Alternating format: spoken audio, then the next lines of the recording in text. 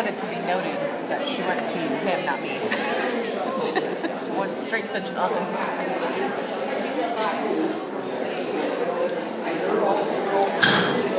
Good evening. San Diego City Council meeting for May 9th will come to order. Please stand for the Pledge of Allegiance and repeat after me. I pledge allegiance to the flag of the United States of America and to the republic for which it stands, one nation, under God, indivisible, with liberty and justice for all.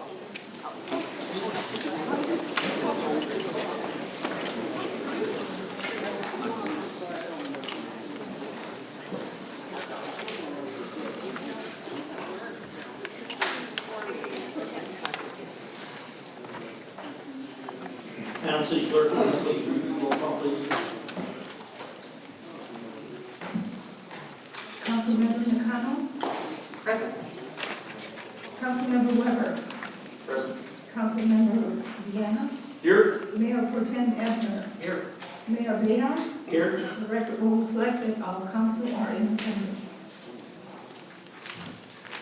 This evening we have a couple of presentations and recognitions.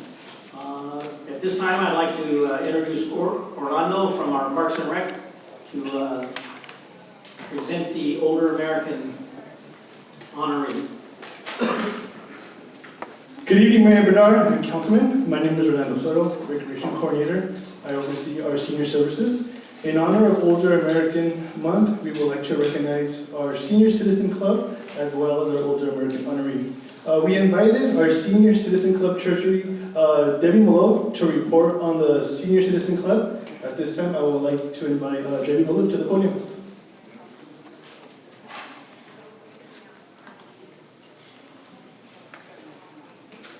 Good evening, Mayor Bernard, council members and guests. I'm here tonight representing the San Dimas Senior Citizen Club with our president, Nancy Wilson, and various board members accompanying us. We were asked to give a report for 2022. I would like to briefly go over our activity during the pandemic also. We held our last meeting on March 10th, 2020. All activities, of course, as did the world, came to an abrupt halt, and during that time, the board of the San Dimas Senior Club was able to vote on, approve unanimously, either via contact with our club president or at a one-on-one in-person socially distanced and masked meeting held on the lawn outside the Senior Center on October 5th, 2020. Over the course of 2020, the following donations were made, even though we were not, of course, earning any money. The City of San Dimas Food Pantry, $1,608.88. Hope Partners Food Pantry at the House of Joy Church in San Dimas, $1,500. San Dimas Laverne Meals on Wheels, $1,500. San Dimas Senior Citizens Commission, Swing for Seniors, $1,000. McKinley Children's Home, $1,000. Celebrate Life Anyway, the Samantha Palumbo Foundation, $1,000. Chaparral High School, $500. The City of San Dimas for Utilities and Special Events, $500. And one San Dimas High School Senior High Scholarships, 8, totaling $2,000. Total donations in 2020, $10,608.88. We actually resumed meetings in July of 2021.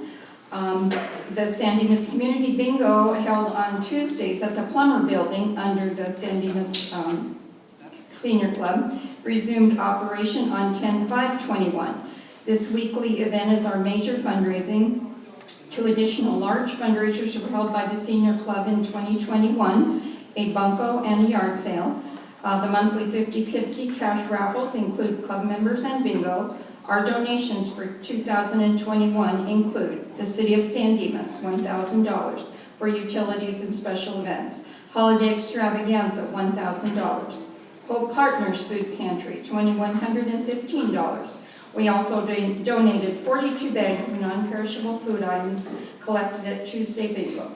YWCA, the Food Grab and Go program, $1,000. Meals on Wheels, San Dimas Laverne, $1,500. One senior high scholarship, $250. Total donations 2021, $6,865. 2022 saw us able to look at a little bit more realistic pre-pandemic picture. Our income for 2022 for club, $5,930. That includes 2 major fundraisers, membership, dues, and 50/50 monthly raffle. Our income for bingo, $42,738, with a total 2022 income of $48,668. Our donations, City of San Dimas, $5,550. Holiday Extravaganza, $2,000. Hope Partners Food Pantry, $2,850. All coffee money and donation for pantry from bingo are included. We also donated 164 bags of non-perishable food items collected at Tuesday Bingo. The YWCA Food Grab and Go program, $1,000. Meals on Wheels, San Dimas Laverne, $1,250. Hilltop Church Food Pantry, San Dimas, $400. San Dimas Heroes, $500. San Dimas Sheriff Boosters, $500. San Dimas Fire Station, number 64, gift cards totaling $500. Senior high school scholarships, 7, totaling $9,000. Elementary schools, X-Strand, Allen, Gladstone, and Shaw, $500 each site, totaling $2,000. Pacific Railroad Museum, San Dimas, $300. San Dimas Nature Center, $300. The Charter Oak Mobile Home Monthly Bingo, $315. 2 senior citizen gift baskets at Thanksgiving, $100. We also adopted 3 families equaling 10 people for the holidays, $1,200. Our total donations of 2022, $27,715. The San Dimas Senior Club also collected monetary donations from our members and bingo people and provided 2 of the adopted families both full Thanksgiving turkey dinners and again a Christmas holiday with full ham dinners. And in addition to the purchased holiday gifts, with emphasis on, of course, the 7 children, our members and bingo players created handmade items, donated gift cards, clothing, toys, and jewelry that was gifted in addition to what we purchased. So although we're not back to where we previously were, we're headed that direction and are having about 45 members show every Tuesday for meetings. And we have currently 91 members that have paid dues. So thank you.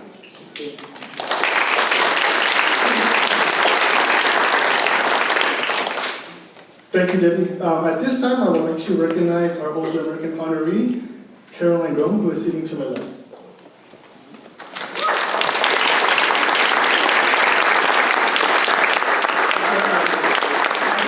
I think we're just going to let Caroline. Okay, I guess we're not. The City of San Dimas is proud to announce the selection of Caroline Grom as our 2023 Older American honoree. Caroline was nominated by several San Dimas residents and chosen by the San Dimas Senior Commission to represent the City of San Dimas for 2023. Caroline has lived in San Dimas for over 30 years. She is retired from the Bonita Unified School District, where she taught for 32 years. Once Caroline retired, she did not slow down. With her many years of experience as an educator, she became a valued volunteer in 3rd and 4th grade classroom. Caroline was also a dedicated volunteer for 4th grade hands-on history program offered through the Bonita Unified School District. Caroline continues to be involved in education through the Delta Kappa Gamma, an organization of retired and current teachers who raise funds for scholarships and grants for new educators. As a member, Caroline collects school supplies, assembles activities boxes for children in the hospital, and collects books for classroom libraries. About 10 years ago, Caroline's late husband, Nolan, suggested that they focus more on volunteering in their own community of San Dimas. They began volunteering for Hope Partners Food Pantry in San Dimas, where Caroline still volunteers 2 to 3 days a week.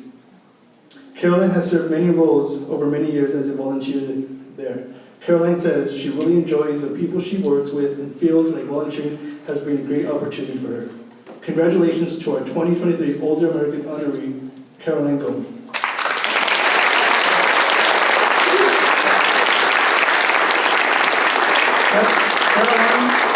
Caroline, if you'd like to go back to your seat and have a seat, then I'm going to read this proclamation, and I think it'll give you. At this time, I'd like to invite Laura Bentley, District Representative from the office of Senator Susan Rubio.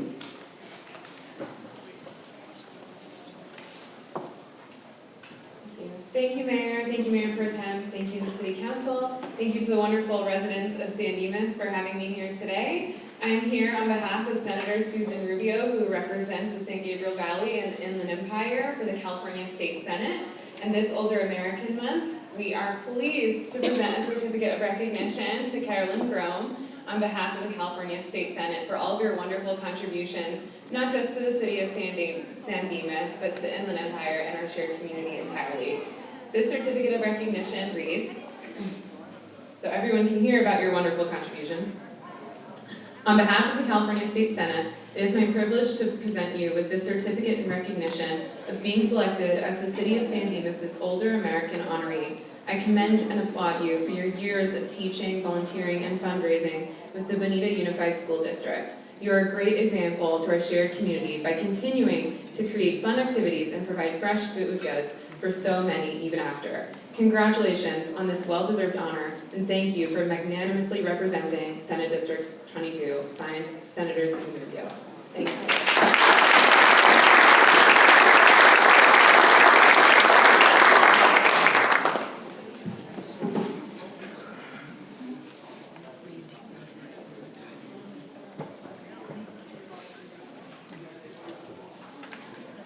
This time I'd like to present this proclamation. Whereas for the past 58 years, the month of May has been proclaimed throughout the country as Older American Recognition Month. And whereas the City of San Dimas recognizes that older adults are trailblazers advocating for themselves, their peers, and their communities, paving the way for future generations. And whereas we appreciate the value and inclusion and support of the helping older Americans successfully contribute to and benefit from their communities. And whereas during the month of May, the City of San Dimas is celebrating the birthdays of those residents who this year have attained the age of 90 and older. And whereas Carolyn Grome, active volunteer in the City of San Dimas, has been selected to represent the City of Los Angeles at the City of Los Angeles County Older American Recognition Celebration. And whereas the San Dimas Senior Citizen Club, the Bingo Committee, the Senior Citizen Commission are commended for their volunteer commitments and financial contributions for the betterment of San Dimas senior citizens, community center, our community center, and the residents of San Dimas. Now, therefore, I, Mayor Emmett G. Bayard, Mayor Pro Tem John Ebner, Council members Eric McConnell, Ryan Vienna, and Eric Weber, do hereby proclaim May as the Older American Month. Urge every citizen to take time this month to recognize older adults and the people they serve and support them in the very powerful and vital citizens who greatly contribute to our community. In witness thereof, I, Mayor Emmett J. Bayard, have hereon set my hand and caused the seal of the City of San Dimas to be affixed this 9th day of May, 2023.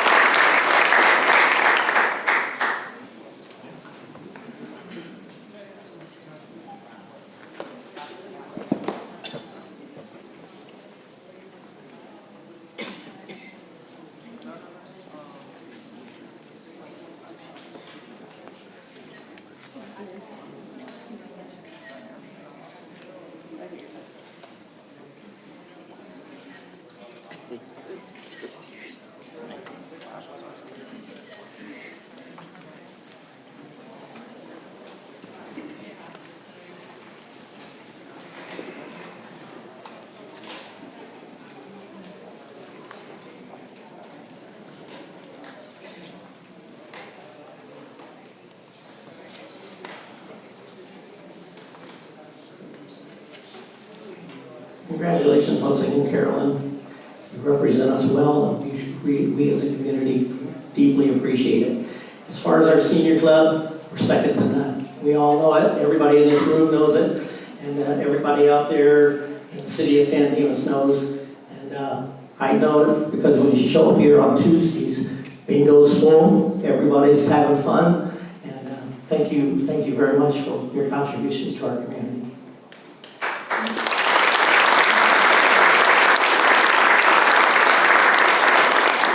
At this time, I'd like to recognize the San Dimas High School 2023 CIF Southern Regional Division 4 champions, Jay Jones.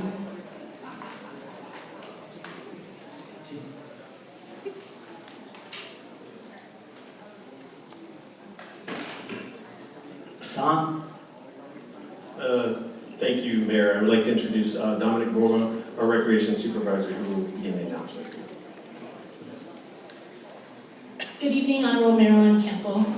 Tonight we are excited to announce the CIF Championships for San Dimas High School. There are 2 recognitions that we are doing tonight. We're doing the girls wrestling and the women's cheer team. So tonight I'd like to first start off with recognizing the efforts of Kaylee Rice, a senior masters champion, and Juliana Marquez, sophomore, second-time CIF champion and second-time CIF masters champion. We would like to call Coach Jesse up to assist with the presentation.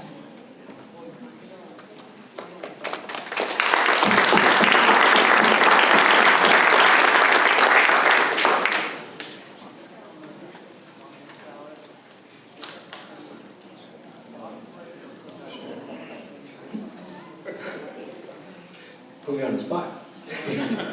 Thank you, Mayor and Councilman. Thank you guys for having us here. I appreciate it. It's an honor to go ahead and honor my 2 CIF and Masters champions. Girls wrestling has come a long way in a short amount of time. It's just an honor and a privilege to be up here to lead these young women to where they go. We continue to keep doing it and hopefully see you again next year.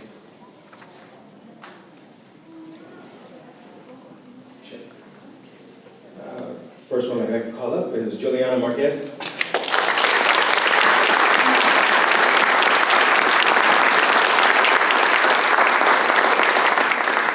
And Kaylee Rice.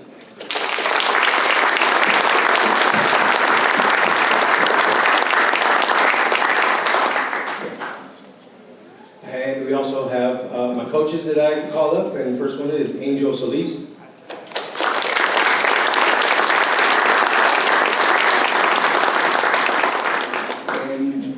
Last one I would like to bring up is, she's also a CIF champion from San Dimas High School, is T.E. Jenkins.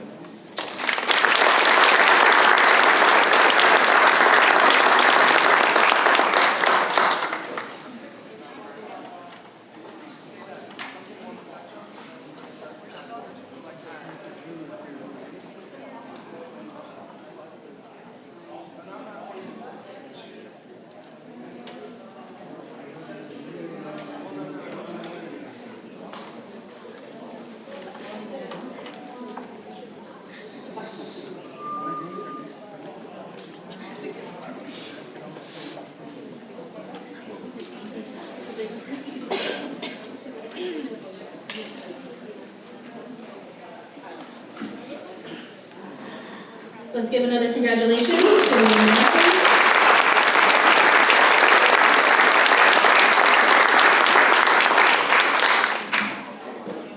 Next up, we would like to recognize the high school cheer team.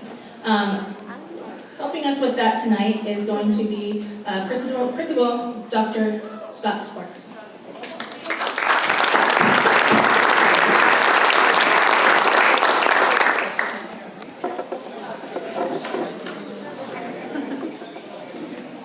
Again, we'd like to thank you for always recognizing us and coming to our events and supporting us in everything we do. I do have one announcement to make since it's San Dimas High School and I'm the principal. Our culinary arts management team went to Washington, D.C. just last week to compete, and they actually took 3rd in the nation.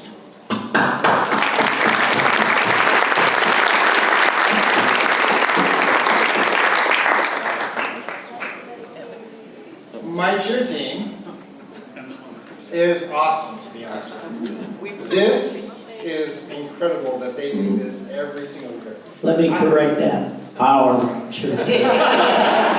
Our cheerleaders are awesome. And they're, I mean, if nothing else, we know that we will always see every single year who the older San Dimas person is, because cheer brings us here every single year at this time.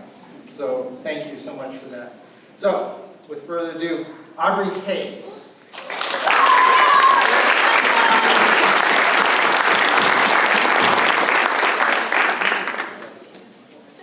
Avery.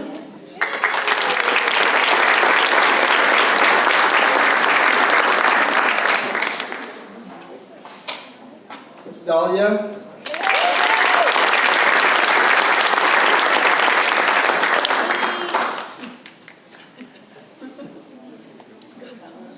Giselle.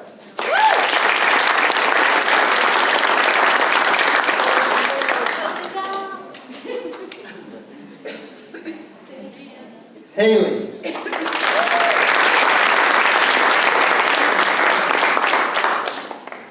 Holly.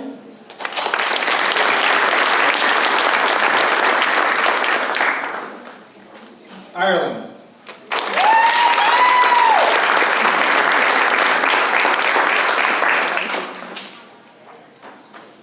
Leah.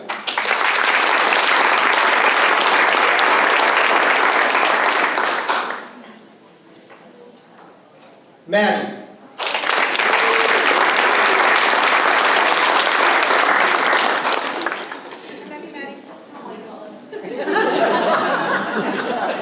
Marina.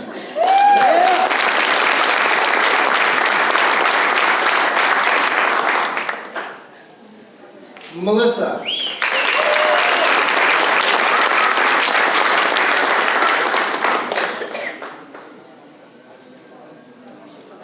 Maya.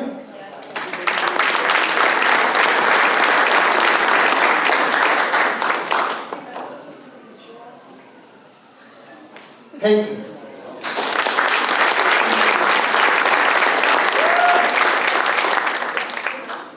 Brianna.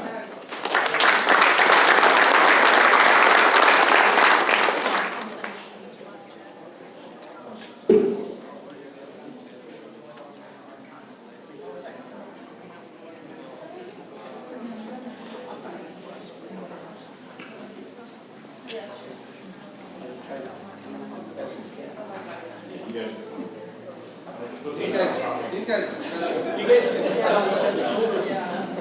You ready? 1, 2, 3.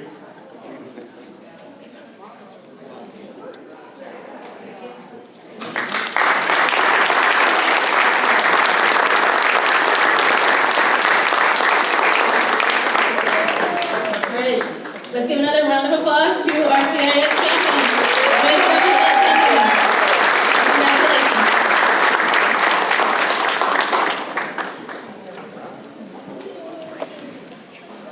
You know, it's okay on a Friday night or any other time during the school year to go out and see these girls participate in football games and cheer contests.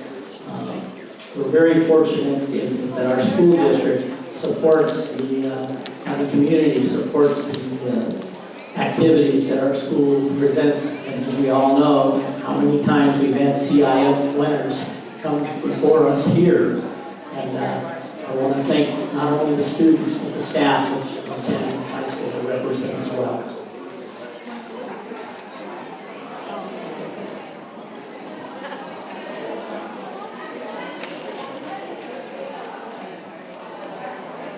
Give it about 30 seconds here.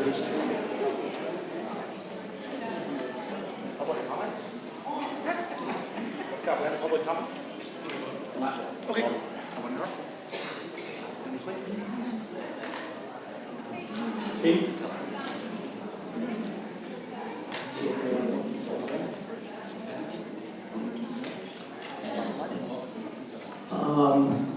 If there are people out in the hallway that wish to come in now that some of the seats are vacant, feel free to come on in and sit down. Scott, could you walk out there or somebody walk out there? Yeah.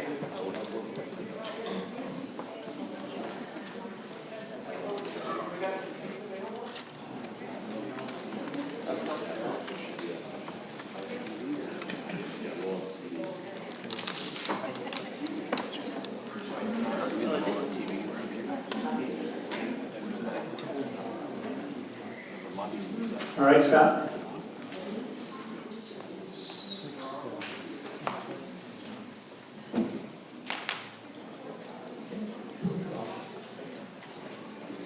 This time we'll have oral communications. Members of the audience are invited to address the City Council on any item on this agenda or not on this agenda. Public comment will not be taken during each individual agenda item except for public hearing matters. Comments on public hearing items will be heard when the item is scheduled for discussion.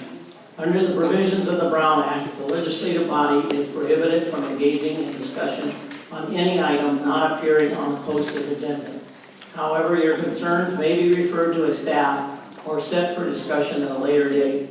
Each speaker will be limited to 3 minutes.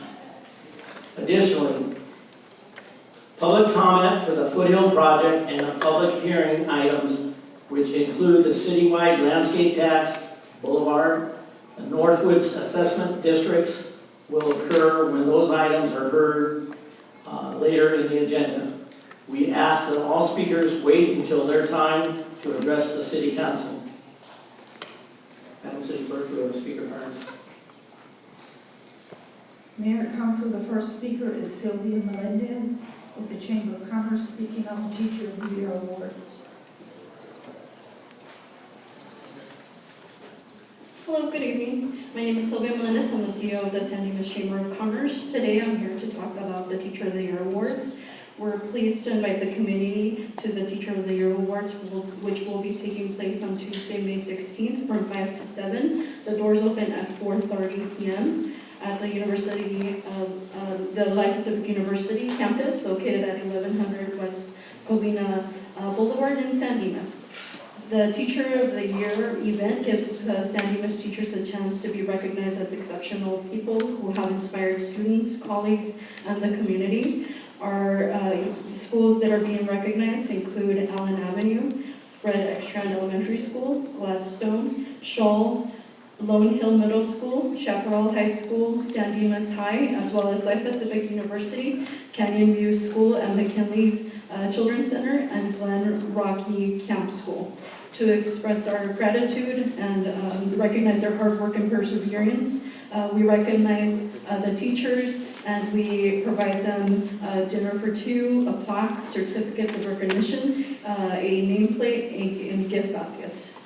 We'd like to thank all of our sponsors, including our basket contributors, which include Alra Care Products, Gina Rabin, Linko Custom Picture Framing, Moxie Salon, Options for Learning, Optum, Realty One Group Masters, Sona Bagdasarian's office, San Gabriel Valley Economic Partnership, Suds Kitchen, the Law Office of Margarita Karasik McKee, West Park Senior Living. And our yearbook program sponsors include the Maryland Sparks Agency, Seroptimus International of La Vernon, San Dimas, the Sunflower Funeral Planning. Our support sponsors include Alliant International University, Balloon Art by Helena, Hometown Rentals of San Dimas, the San Dimas Masonic Temple, the San Dimas Rotary Club, the Law Office of Margarita Karasik McKee. Our recognition sponsor includes the Fairplex. Our support sponsors include Foothill Gold Line, Golden State Water, G&M Oil Company in San Dimas, which is Chevron, and Waste Management. If you have any questions or would like to purchase any tickets or interested in being a sponsor, please contact me at 909-592-3818 or at info@sandimaschamber.com. Thank you so much.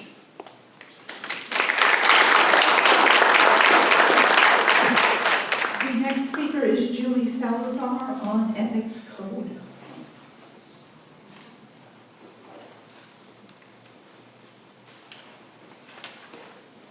Hello, I had written an email regarding looking at the possibility of having an ethics code for the city. It's being adopted in many cities, and I'd like to see an independent group of people that does oversight for our leadership in the city.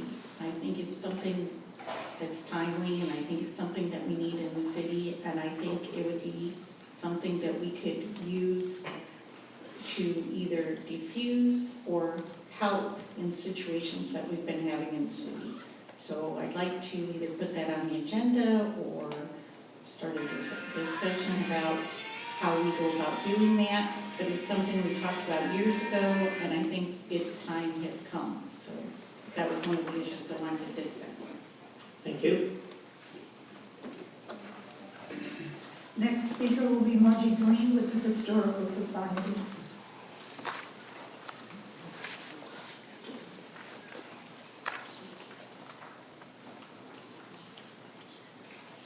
Good evening, Mayor and City Councilman. I'm Margie Green, and I'm here to represent the San Dimas Historical Society. We have 2 events coming up, actually 3. One is we'll be with the city, and that will be the Cars and Coffee on the 3rd weekend, the 3rd Saturday of this month. But this coming Saturday, the 13th, San Dimas Historical Society is doing a free walking tour. So all of you that would like to find out the history of our downtown, please come on by. We'll be giving the tour starting at 10 o'clock in the morning. Dave Harbin is the one that will be leading the tours. If you would, just call and leave a message at the Historical Society that you'd like to be there. We're also open from 10 till 1 in the gift shop and the museum. We'd love to have people come by and visit and get to know San Dimas just a little bit better. It's a wonderful weekend to do it. It's going to be 85 degrees, and it's going to be a nice day to take a walk. The walk takes about 1 hour and 15 minutes and is about 0.7 miles, so it's really not very long, but you get a lot of history and you can learn a lot from that. And then the following weekend, the 20th, is when the city is having their Cars and Coffee, and the Historical Society will also be open that day from 8:30 in the morning to 10:30 in the morning, and you can come on by and visit our gift shop. That's where they have the restrooms for the Cars and Coffee, so come on by, use the restroom, go shopping. And then also the Historical Society is having their May dinner. This is when we get new officers in and change things around a little bit, and we invite you to come. Remember with Us is the name of our talk, our theme for the night. And what we're doing is putting on a slide, well, not a slideshow, we're doing a PowerPoint show on different pictures from our history around town. We're also asking people if you have pictures from the, say, 50s, 60s, 70s. That's our history. We'd like to beef up a little bit and have more pictures, so please bring those or get them to the office so we can scan them and get the originals back to you. But it'll be a fun evening, and that's on May 25th. And if you want more information on that, go on our website, and that's sanddimashistorical.org, and you can learn more about it. You can also pay online. We're getting a little modernized, so you can actually pay for your dinner online and learn more about the dinner for that evening. So there again, you've got the 13th, which is our walking tour, and we'll be open from 10 to 1 that day. The next weekend on the 20th, we'll be open from 8:30 in the morning. I think theirs starts at 8, but our people are showing up at 8:30 in the morning, and we'll be there till about 10:30. And so come on by that day, and then also you can find out more about our dinner that we're having. And that dinner is going to be quite fun, seeing a lot of old pictures from around town. Thank you very much. Thank you.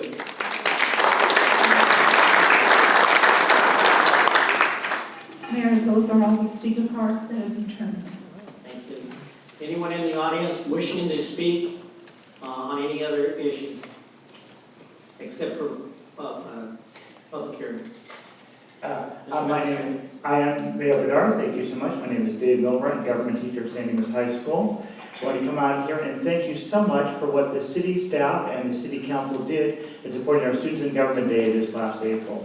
We really appreciate the work of Latoya and Scott and the people in the Recreation Department, JJ and all the others out there did a great job. Every year it's wonderful. This year is even more so. We appreciate those efforts that you've had. Some of our students wrote some letters saying how much they appreciated what you did, opening up your doors to them, the real life experiences that they had.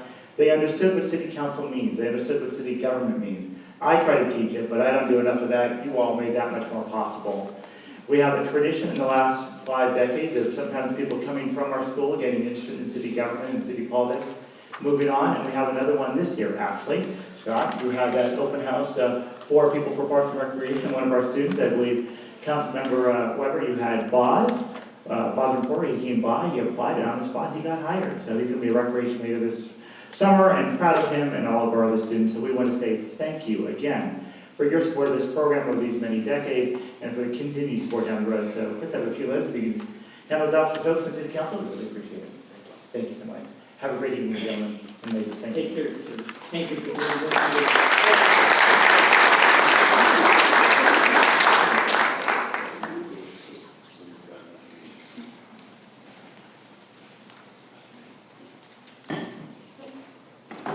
Laura Lisbeth. Good evening, Mayor and council members. My name is Tanya Serta. I'm a 10-year resident of the city, and I have 2 children that attend San Dimas High School and Lone Hill Middle School. I recently reached out to Caltrans concerning the easement located at 689 West Covina Boulevard, and I also plan to attend the next school district meeting as well, but I wanted to bring this to your attention, both to the City Council and administration, to implore you to please coordinate with the Sheriff's Department and Caltrans to address the safety issue that this easement is posing. The Caltrans easement is being used as a homeless encampment and a site for illicit drug use. I learned fentanyl overdoses have occurred at this site as recently as last week.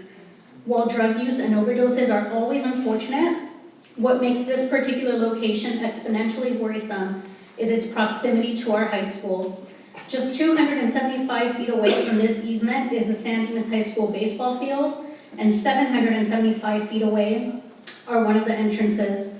Hundreds of our children walk by this easement every day, twice a day. And in a time when we have to worry about mass shootings and fentanyl deaths, mitigating exposure to these hazards is our responsibility. While I understand that homelessness is a complex issue and the red tape that prevents solutions, our children and their safety should be at our highest priority. Again, I implore you to coordinate with these agencies and use every resource at your disposal to make this area safe for our children. Thank you. Thank you.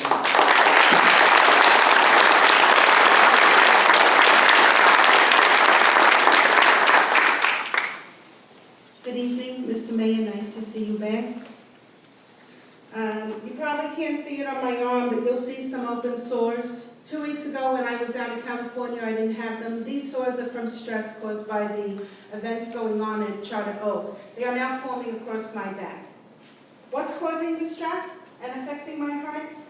On February 1st, the committee, Joe Davenport calls me a liar in front of 25 residents. On February 28th, the Falco sends me a letter saying I have no right to appear before you, attempting to abridge my First Amendment and 14th Amendment rights and my civil rights. There were mistakes in my February, March, and April rent.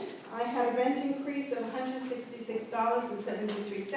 I was the only resident in the park to get that rent increase. There were repeated failures to provide the medical baseline and care credits despite evidence I was entitled to them.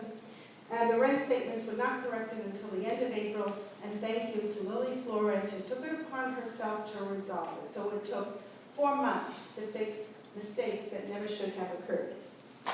On May 3, DeFalco sent me, John DeFalco, or as I call him, John Mussolini DeFalco, of the head of the management company. He sent a letter to me and Kathy Amstone, claiming that we were knocking on doors and spreading false rumors and telling residents that DeFalco was attempting to eliminate all the old single-wide homes in Charter Oak. There are multiple false statements in the letter. I sent an email out to you. You have a copy of it today with attachments. There is no provision that a mere sale of a mobile home that is more than 17 or 20 years old, or more than 25 years old if manufactured after September 15, 1971, triggers the Health and Safety Code inspection requirements. Inspections under the Health and Safety Code are to be carried out by the City Housing Director. And if a mobile home is unsafe or unsanitary condition and/or is structurally unsound and does not protect its occupants against the elements, it triggers the inspection. There are no provisions for private inspection companies, and DeFalco have designated 3 that we must use if we put our house for sale. The information DeFalco is demanding in the notice to sell is not required by law, and DeFalco has no legal right to refuse to accept the 60-day written notice of intent. That's the end of Charter Oak. This Saturday, between 4 and 8, at the Civic Center Park is the San Dimas Music Fest. You're all invited to attend. There's great music and good food. Thank you. Oh, I have a copy of all the California codes that DeFalco mentioned in this letter. They're all on this one document. If it helps you, you're welcome to have this. Thank you.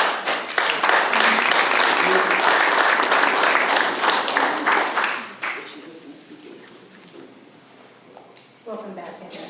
Nice to see you. I have been disputing my bill since January, when DeFalco took over management at Charter Oak. Now, there was a kangaroo court where there was a meeting between the city staff and DeFalco and his billing company, but I'm a party to that dispute, and I was not in that meeting. And based on that meeting, I get a letter today from Henry No saying, basically, in short, oh, well, we agree with DeFalco, pay the bill. I'm not paying the bill. Now, I gave each of you a copy. You should have it on here. I took the last 4 bills that Lily gave me that were supposedly the adjusted bills, and I calculated it out. Now, I got 6 different rent statements in February. I got 3 different rent statements in March. I got 2 different rent statements in April, and finally by May, I got a correct rent statement, but they kept carrying the credit or the debit balance forward. And the over usage of gas that I was charged in February, what they did to make it look like they were doing something was split it in half and moved half of it into March. Now, I took the bills that Lily gave me because the numbers are so convoluted at this point, nobody can make heads nor tails of them. And if you will look at those bills, you will see what the monthlies are. The difference between what they say I owe and what I calculated based on Lily's bills is $96.36. I'm not paying it. I have brought this to your attention for months. I am an elderly senior citizen. I am a protected class. And yet I have been living with an immense amount of stress and feeling threatened in my home. And now John DeFalco has a target on my back and a target on Maddie's back and making accusations against us that are false. And he is your agent. This city hired him to represent the business interests at Charter Oak Mobile Home Estates. And you folks have an opportunity to stand up and do what's right. If you don't, you are complicit with his actions, and that makes the city of San Dimas a slumlord. Thank you.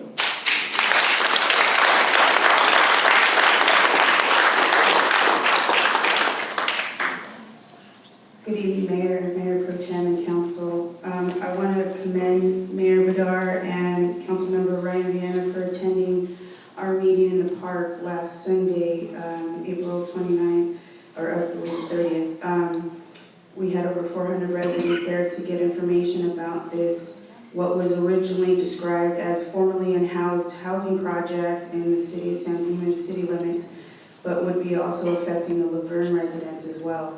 I also commend you for putting this item on the agenda as Laverne Council chose not to do that. I am proud that you wrote a letter in opposition and sent that to the County Board of Supervisors. Excuse me, ma'am. Yes. I appreciate your comments, but we're going to be calling that issue in about 2 or 3 minutes. And if you don't mind, unless you need to leave, if you'd like to. Now, the instruction said a public hearing only, and it says other business, so I thought that was excluded. Other things. Thank you, ma'am.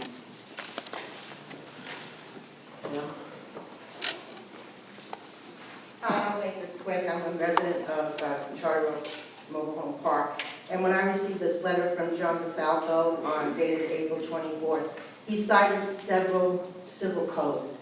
One was 798.73, saying that if your home is built after September 1971, if it's more than 25 years old, or if it was in dilapidated condition. But if you put those dates together, it's pretty much every house in mobile home estates, Charter Oak Mobile Home Estates.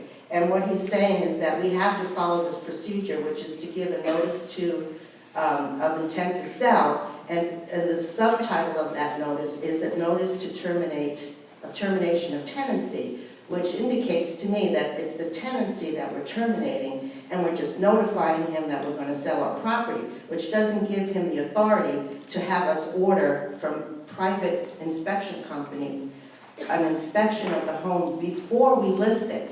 And then on the notice of intent to sell, he asks 20 different questions, and about 6 or 7 of them have nothing to do with, the first few are about the mobile home itself, which is the serial number and all that stuff, which we already gave him information in our file about our mobile home, and the license numbers and all that. So why is he asking us, who is the listing agent? What is the company that you're listing with? What's the asking price? How many bedrooms? This is not the management's problem, it's not the management's business, because these are our own homes that we own. And part of that code that he cites says if the home looks in dilapidated condition, which is something that the managers should be noting as they go. If the house is starting to look dilapidated, they could give notice to that particular buyer. But they're trying to enforce something where every person who puts their house up for sale, their mobile home up for sale, has to now get an inspection paid, which I know as a real estate agent, it's going to cost the sellers at least $400 to get a home inspection. And then the city will reimburse them. They have no right to tell us that we have to get a home inspection just because we're selling our house and just because it's 25 years old. It was built from before 71 to 1998. Now all of a sudden we have to get their okay from a home inspection, private home inspection company, and then we have to pay for it before we list our house. And I don't understand that the civil codes do not state that. They say you need to give a 60-day notice of intent to move, which we can do, and it doesn't say that we have to have a private inspection before we can list the house. It says that the code enforcement, the appropriate code enforcement of the city or whatever the state, but the city of San Dimas does not have code enforcement for that purpose. Thank you, ma'am.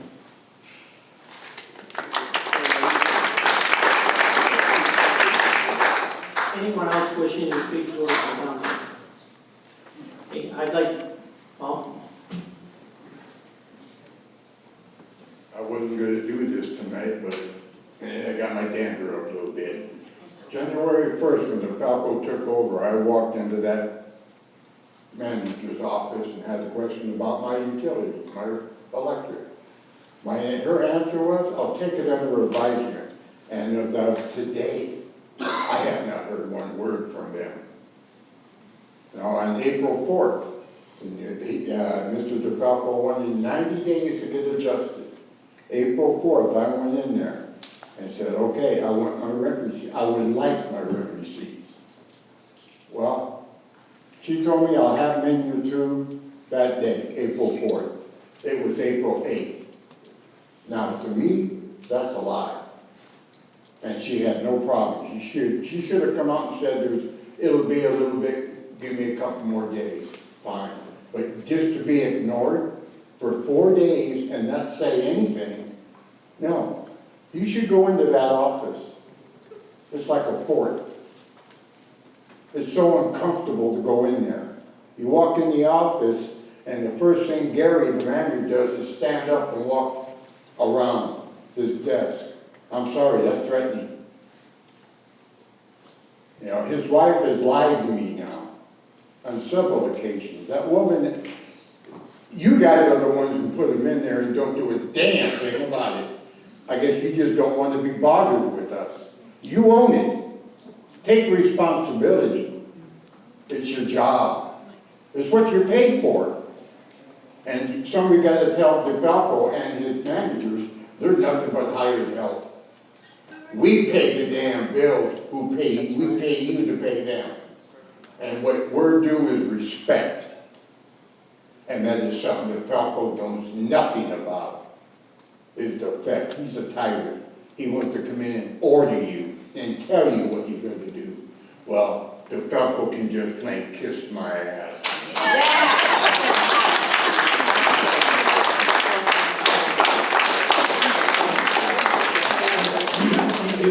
Any other comments? I'd just like to take this one opportunity. Earlier today, I attended a celebration of life ceremony for Terry Muse. Those people who know her, she was our long-term waste management representative.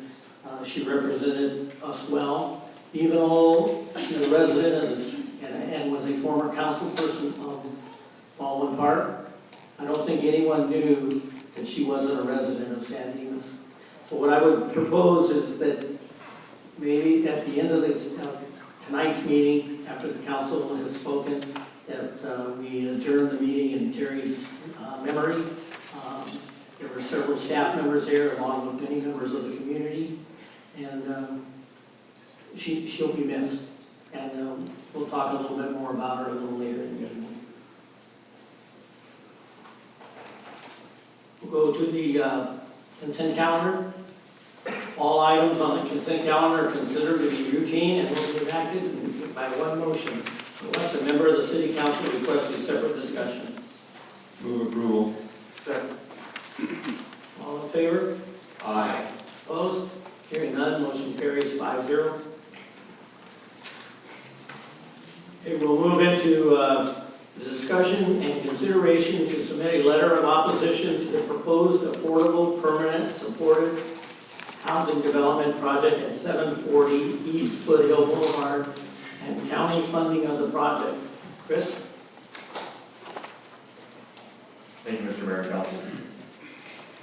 Tonight I would like to bring to your attention the item before you regarding a draft notice of opposition to proposed by right permanent supported housing project located on 3 parcels near 740 East Foothill Boulevard. The project, recently unveiled to both the cities of San Dimas and Laverne, is a by right residential development that is still undergoing review by the Los Angeles County Regional Planning Department and was recommended for a loan approval by the Los Angeles County Development Authority, or otherwise known as LOCTA, through its Notice of Funding Availability number 28. By right means that said project falls under certain state laws that allow the development to circumvent a number of requirements that are typical of city and county development, things like full CEQA analysis, public input, and whatnot. And so these projects, in an effort to expedite the building of affordable housing, provide a quicker pathway to conclusion to be able to get those projects in. As you are aware, the City Council requested City staff draft a notice of opposition to this project at their last meeting, which a draft is presented to you tonight for your consideration. The draft notice was developed based on the information known at the time of agenda posting on May 5th. This is your letter, and the council can change, update, and edit the draft as necessary to fit the requirements and need of the majority of the council. Before the start of the discussion, I would like to express gratitude to Supervisor Catherine Barber and her staff for delaying action on the LOCTA funding and her support of robust community engagement and input. Community education, input, and consideration are important components of governance, and Supervisor Barber's efforts to ensure this occurs prior to any action is much appreciated in improving communication and coordination efforts between the county, LOCTA, the developer, and the cities of San Dimas and Laverne. Since publication of the agenda, the city received communication from LOCTA's executive director, Emilio Salas, regarding a draft version of the opposition letter addressing concerns raised by the city, which we published online. A copy of the letter is included in the front of you, but the highlights of the letter include the following. And they address points by point what we stated in our letter. LOCTA does not require outreach at the application stage, and that they understand that the developer is planning to schedule community meetings that are both virtual and in person to hear direction from the community. The first was held virtually today between 5:30 and 6:30.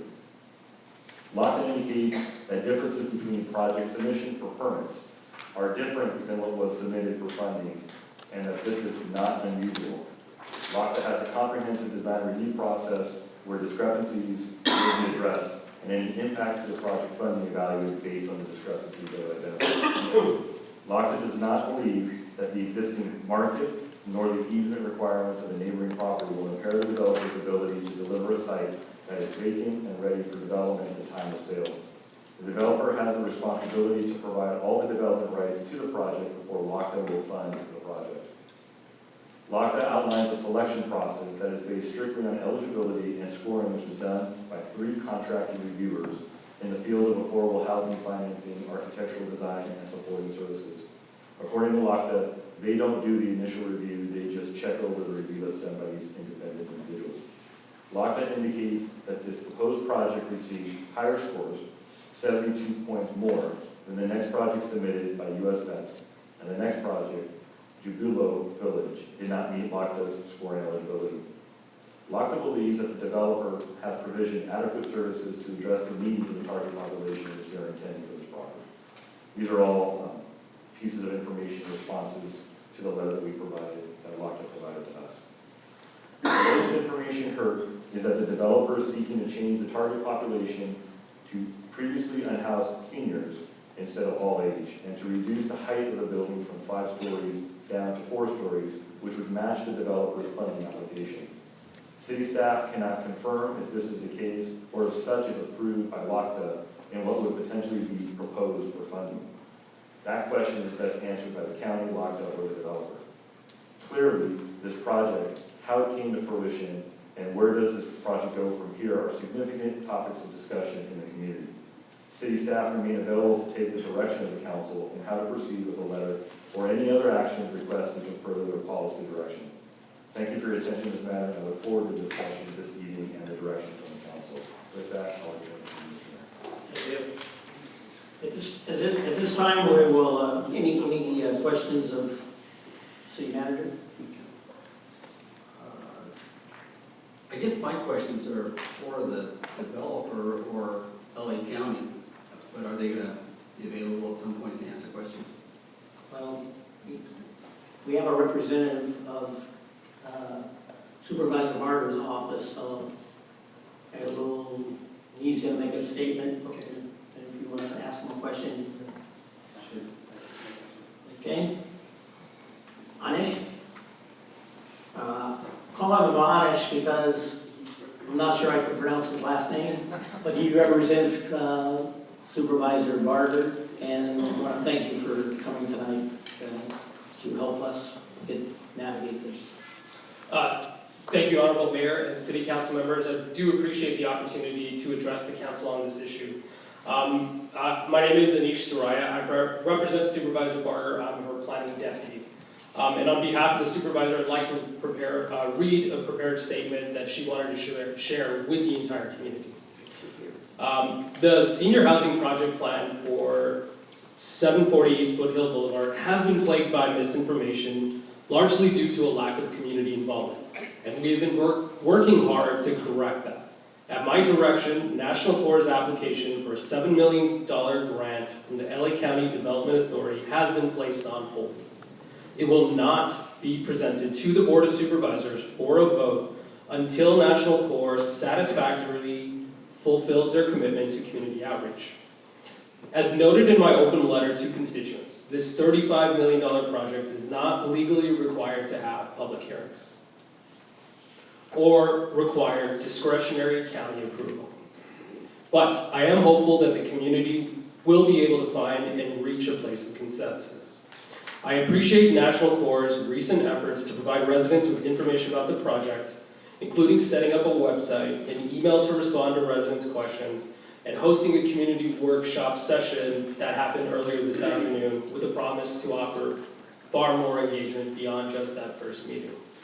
I also appreciate their willingness to reevaluate and accommodate my request for the population of the project to be shifted to one of the fastest growing demographics in the county's population of people experiencing homelessness, which is seniors. I am committed to doing my part to respond to my constituents' concerns about the project's impacts on traffic and its demands on the existing infrastructure. Exactly.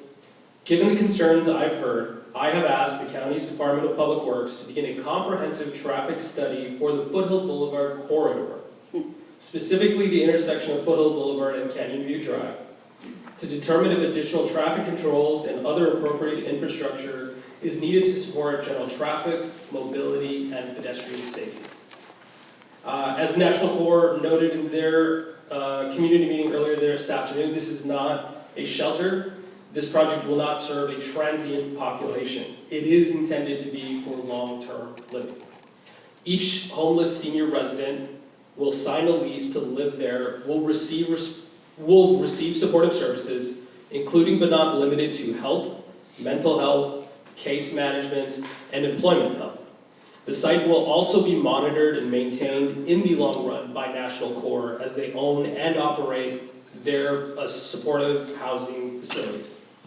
I want to note that at today's community meeting, National Corps committed to reevaluating the design of the project based on the feedback they have received. Obviously, some of the strongest comments we've heard have to do with the height, scale, and size. They have committed to reevaluating the design of the project based on that feedback, including size and total number of units. I believe community input makes projects better, and I believe in a bottom-up process. While state law has removed my ability to have a direct voice in the approval of this project, I remain committed to representing the desires of the communities I serve. I will continue to work with National Corps, your city council, and local residents to address your questions and concerns. Thank you. Thank you. Anyone have any questions? I don't really have any questions for Anish. Is National Corps going to be here to answer questions, or no? No, I don't believe so. I'm not aware. No. All right. I did email National Corps, but I did not get a response confirming that they would be in attendance. Anish, I'll just throw them out there. If you think you can read their minds, then feel free to answer them. Just no order particularly. Why are there so many bicycle spaces? My understanding is that the bicycle spaces were oriented to the previous population. Obviously, once they heard the concerns from the community and from our office, I believe they were looking to move to a different target population, and we'll be looking to redesign and adjust the project to really better fit that senior population. Okay, that's good to hear. The proximity to stores, doesn't seem like there are that many. There are some businesses close by, but as far as a lot of day-to-day shopping that people might want to do, there don't seem to be stores very close. And again, National Corps may be the better one to answer. And to the extent possible, I'm very happy to answer the things that no we can, but I think that might be a better question for National Corps. That's about it, I guess. I did have one question I see here, it was more for Chris or Lily, and I think it's just a question. Do we, by any chance, know what percentage Charter Oak Mobile Home Estates residents are at the 30% or below income level? I'm sorry, I didn't give you a heads up on that question before, but I know that just under 100 of the 168 rough units are on medical baseline. I just don't know the percentage of average median income that would qualify. It is pretty low. It could be 30, but I would have to confirm that. Understand. Thank you. That's all. Thank you, Anish, and thank you, Supervisor. Thank you. Anish, I wondered if you could talk about your experience working with National Corps. I understand that you had a few projects or engagements with them previously, or did I misunderstand? So National Corps is a company that has worked with the County of Los Angeles. I believe they have projects that are in Glendale, Inglewood, and a few other places throughout LA County specifically, but our office has not directly worked with them on a specific project in the incorporated area. Thank you. Thank you, and thank the Supervisor for allowing me to visit with us tonight. Thank you. Absolutely. Thank you. At this time, I'm going to open it up for public comments, but what I will ask is, as you can look around, there's several people in the room. If you would be respectful of your neighbors and the time allotted. I'm going to allow 3 minutes per conversation, but I also will If I think there's a last few moments comment, I may allow that to go, but we're going to try to handle to 3 minutes at a time. So anyone wishing to speak, feel free to come up to the mic. You didn't fill out cards.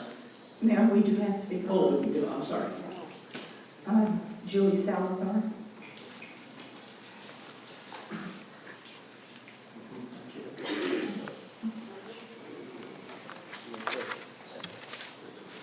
Hello.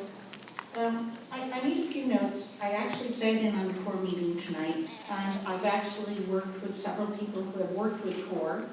And one of the women, Gill, is a national organizer for affordable housing throughout the country. Her projects include projects in Denver, in South and North Carolina, in Pasadena, in the local new CORE project that she's been working with is actually, I believe, in the vicinity of Pasadena City Hall. So if they believe that it's safe enough to be near Pasadena City Hall, there must be some credibility and responsibility and oversight. So when I spoke to her today to try to get some information for the meeting tonight, she told me that she's worked with CORE on several projects. Not only does she respect them, but she's encouraged by the projects that she's worked on, and she's helped provide 35,000 affordable units in the last few years that she's been working. The irony is not lost on me that tonight we give an award to a senior citizen in the city who does great work. And we respect senior citizens, and we talk about how much we want to make them comfortable and we want to make them welcome and how we want them to be part of our community. And then at the same time, we have a room full of people that want to talk about how these senior citizens that are in need are a vulnerable population that need to have housing because it's necessary and the need, that we don't want them in our community. So we kind of can't do both. We either accept and include and become inclusive and welcome people of all backgrounds, and those that are unhoused or those that have been wealthy or those who are not wealthy. And tonight during the meeting, we have 67,000 unhoused people in California. We have great need to provide housing. Personally, I had a mom that I took care of for 22 years in the area, and trying to find services for her was difficult. I also had for 20-some years unhoused youth that lived with me in my home, and I provided services for them because there's a need with foster. Once you age out of the foster system, there's a need. Dropouts from high school, there's a need. So in our communities and in every other community, we have a need. We have 67,000 people that need to be housed. We can no longer afford the luxury of saying not in my city. So I just want to say there's a lot of misinformation out there. There's been a lot of anxiety and personal opinions, but not based on anything. Thank you, Julie. Where do you live? Scott Chambers. Good. Let them in your. I already do. Please. Thank you so much, Mayor and City Council. My name is Scott Chamberlain, and I'm the Executive Director of the San Gabriel Valley Consortium on Homelessness. I'm also an Associate Pastor of the Church of Nazarene in Montrose and Pasadena, and a homeowner in San Gabriel Valley, and so paying county taxes like all of us are concerned about value and safety as well. And so today, I just want to remind you that the consortium tries to step in to try to educate communities and to be able to collaborate agencies together, but also to be able to advocate for our neighbors. The reason I say neighbors is because statistically, over and over again, 70 to 80% of those who are experiencing homelessness in a suburban community have 3 or more ties to that community of origin, which mainly means that they're our Uncle Joe, our Aunt Mary, are individuals who have lived here, worked here, or have family here. And so again and again, as we talk about honoring seniors, these are not somebody else's seniors. These are seniors who, chances are, 70% have been connected to an adjacent city, if not San Dimas directly. And so I want to encourage you that you have a great opportunity for a great project. And I say a great project because I do know National Corps, I do know that there's supportive services, there will be security, there will be case management, there will be all the things that they have worked on to be able to make a good, permanent, supportive housing project. And also, it's a great opportunity because San Dimas can have a great opportunity to connect with Laverne and the county to be able to make this successful. In the last couple cycles of your own housing element, your own homeless plan, San Dimas has not built the needed RENA numbers that you have for the last 2 cycles. And so this gives a great opportunity for San Dimas to not be negative about a project, but go step up, and whether it's even annexing and saying, hey, look what we did at the place right next to San Dimas, so that it can be a win-win situation. I really want to encourage you, whether it's annexing, whether it's counting these units and your own RENA numbers, I don't know all that, but I do know this is a great opportunity morally as well as politically to be able to do something for our community. I completely believe in local control, but local control doesn't mean we don't do anything. Your own housing element, your own homeless plan is what ends up guiding the process that ends up creating the opportunity to support a project like this. Thank you so much for listening. Thank you for considering the fact that you might want to support this great project. Thank you. Thank you, sir. Mayor Tim Hepburn with the City of Laverne.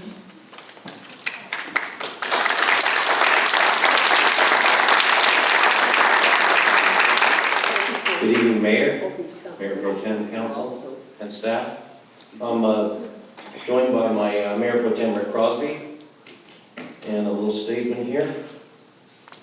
I want to thank all of you for your partnership on this issue, which, as you know, has generated a lot of concern by our combined communities. The City of Laverne City Council unanimously approved a letter to the Board of Supervisors last Wednesday, which outlined our opposition to this project. I ask that this council as well unanimously approves the letter of opposition before you. Our 2 communities now understand the consequences of state law which allows by right development without the consent or comment of local communities. The project as proposed at 5 stories, which we really don't know what it is right now, and box-like in appearance is completely incompatible with the adjacent neighborhoods. It exceeds by 40 feet almost all of other buildings with a 1-mile radius of it. The immediate neighbors will have a towering building of almost 65 feet high, a mere 10 feet from their back fence. And residents of Laverne will be impacted by a lack of traffic analysis and consideration when exiting the Fox Glen neighborhood, unless the city is forced to pay for mitigation by need or the county funds such measures by choice. Sounds like the county's going to do that anyway. And while the developer has just started community engagement, it should have started months ago. So tonight I ask that you approve your letter of opposition, and I greatly appreciate your partnership on this issue. Thank you from the City of Laverne and our residents. Appreciate you very much.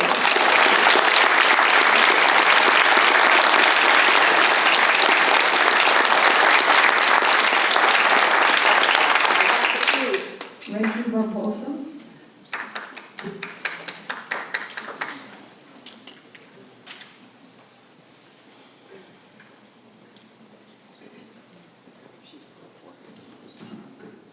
Good evening, Mr. Mayor, council members, and city staff. I come to you today with the utmost respect and gratitude to our city council and staff, amazing staff, who have proven their hard work and dedication to sustaining this amazing city where we live. I'm addressing you as a 13-year San Dimas resident who lives 4 blocks away from the proposed project. I am a former county employee and city manager of a city in the San Gabriel Valley. I come from a police family where my late husband sacrificed his safety and life for residents of LA County for 30 years on the Sheriff's Department. I also come to you as the product of a once homeless family who grew up on government assistance, subsidies, and handouts during the Reagan years. I am proof that government assistance provided a foundation of resources for me to break the cycle of poverty in my family. Some people in our society aren't so fortunate. My policymaking work and advocacy is for these people, people like my mother, who not only needed a handout, but a hand up. There are over 60,000 homeless individuals in LA County, and if every city did their part to provide a safe and resourceful environment for the unhoused, the burden wouldn't fall on just a few cities, and we can make major dents in these numbers and really get people off the streets. Neighboring cities are doing their part, like Pomona, Claremont, and Glendora, who just purchased a $5 million facility to shelter and house homeless individuals. Our city and region face state regional housing needs allocation mandates, and their housing elements that requires LA County to produce 812,000 more housing units, with 340,000 for low and very low income families. The city of San Dimas is required to provide a total of 1,248 housing units, with 604 going to low and very low income families. The state means business, and cities and counties are being stripped of their local preference and control.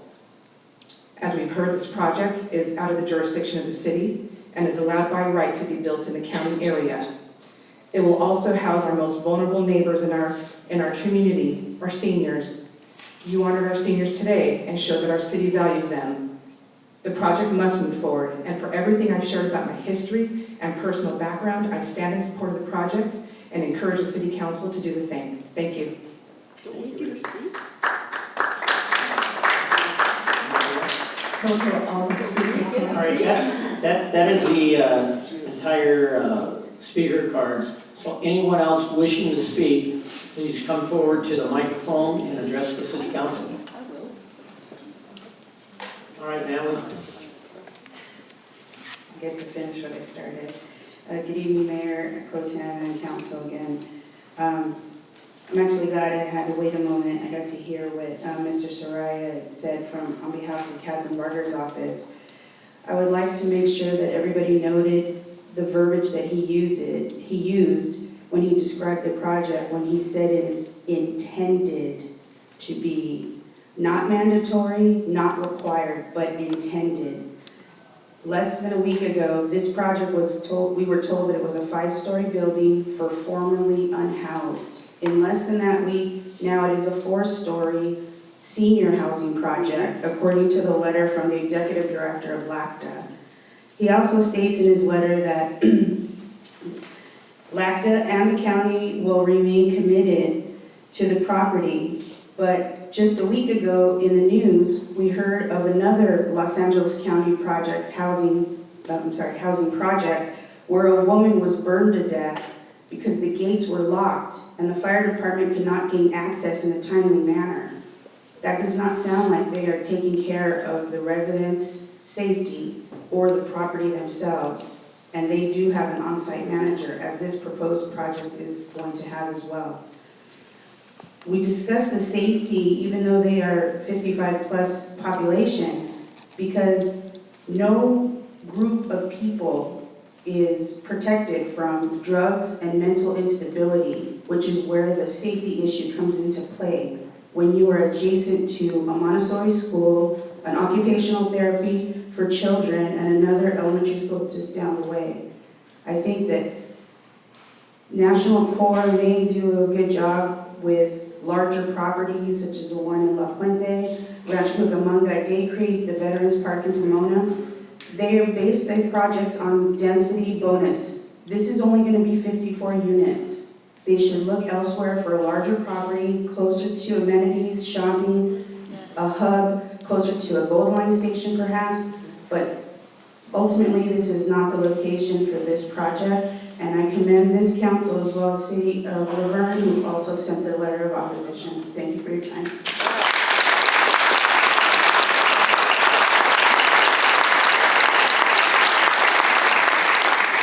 Anyone else wishing to speak to the council? I do.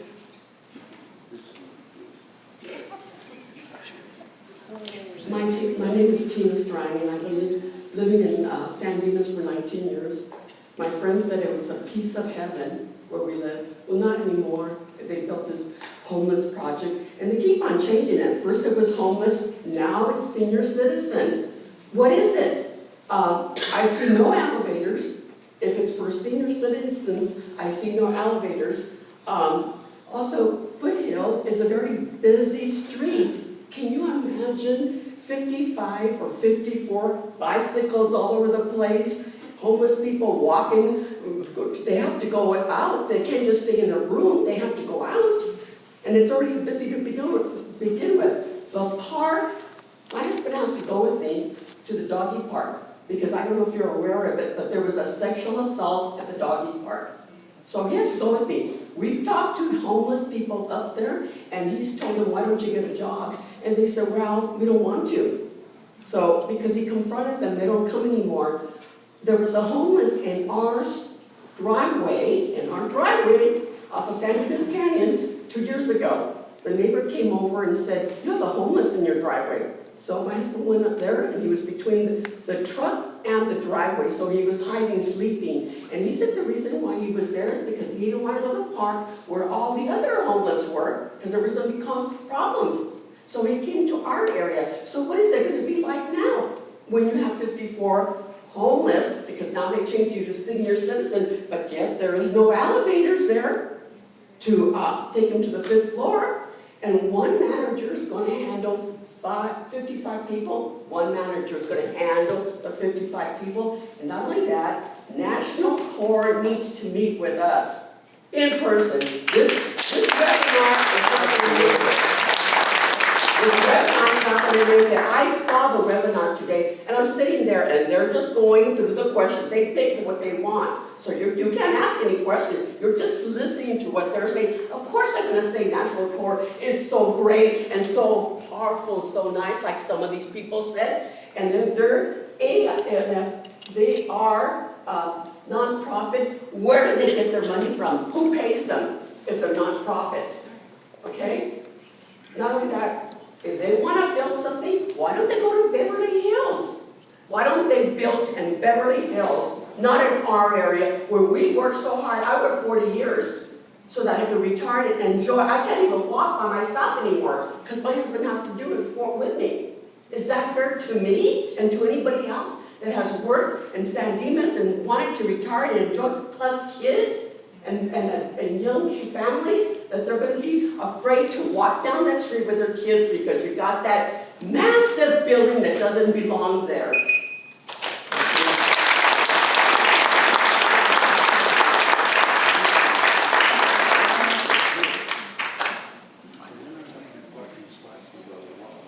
Hello, Mayor and the City Council. I'm Terry Bearden, and the one thing that concerns, I'm really here for another reason, but what I'm concerned about is if you're, and I know a lot of you are talking about taking care of elderly people. I took care of my parents, okay, when my mom had a stroke. Let me tell you, you cannot tell me with 55 people you could have one, and it's a volunteer person, work for that. Because I had caregivers every day, 4 hours a day. I did the night stuff, and I did the weekends, and then if we left, I had to have caregivers come back.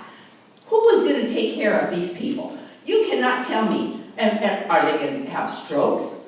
There's no history. And I don't know about you, but anytime you hear anything that's approved by any council, a core thing, I want to see pictures of the people they've been taking care of. I want to see the areas they built. We have nothing. There's nothing to tell. And this gentleman that came from Catherine Barter's office, yes, you've been very, very nice when we've come. But we don't have to thank her for responding. That's her job. That's right. That's your job to be here for us, and it's our job to speak out. That's right. The one thing I am tired of is people don't think they have a voice. Yes, we do. Thank you.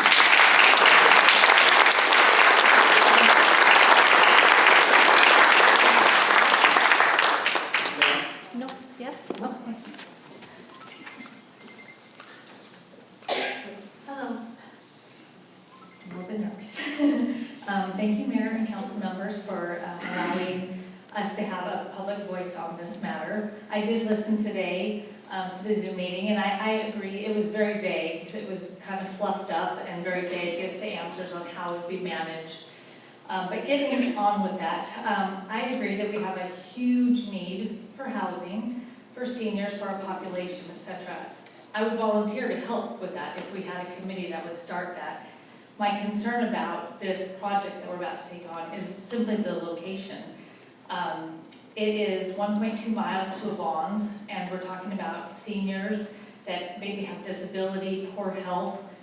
As the Corps said, they don't have cars, so trying to imagine them walking to get their groceries up 1.2 miles every week and then carrying their groceries back to the house, I don't think that's really reasonable to expect that of them.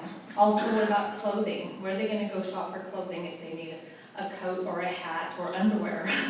So I think that there is a need, and I think that there is something that we could do, but I think that our primary goal would be to find a better location for this project, maybe somewhere close to a Walmart where they could get clothing and groceries at the same time, but mostly I just think that this location does not serve the population that they're trying to help, and I think that there's better options.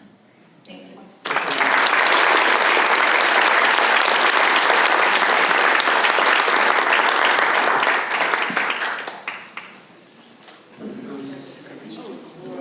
Sorry, Julie. Mayor, we don't allow members to Sit down. No. Sit down. She did speak. Did you speak on this issue? Yes. I did, that's why I'm asking. Because I have notes that I can answer some of the questions. It's all hearsay. Please, folks, please be respectful to everybody. Thank you.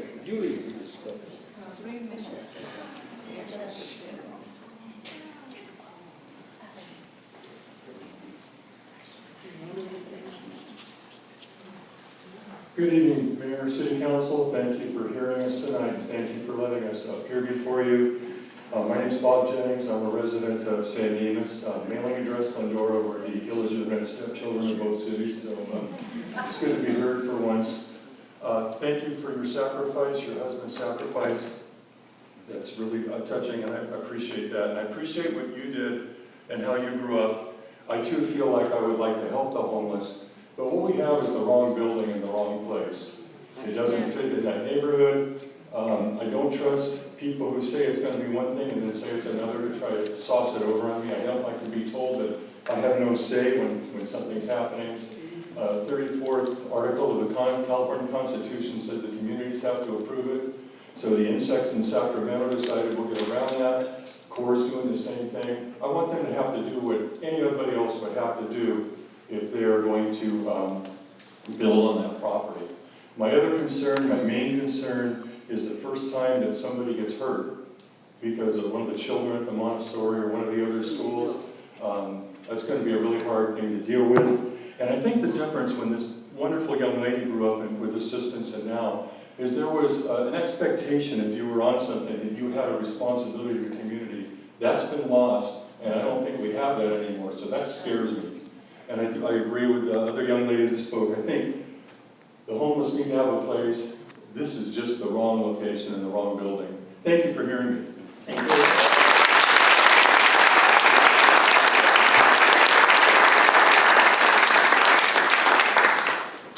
you. Anyone else wishing to speak, ma'am?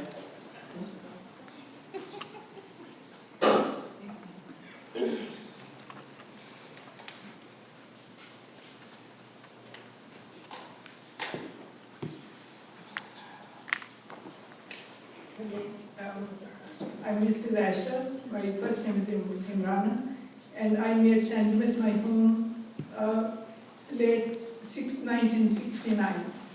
And we raised 2 kids and 3 grandkids, and they are going to build the housing, the units right behind one of our house. We owe 3 homes over there. The first house, 761, that is our first house. We bought that house in 1970. We had about 2 kids over there, and very nice neighborhood.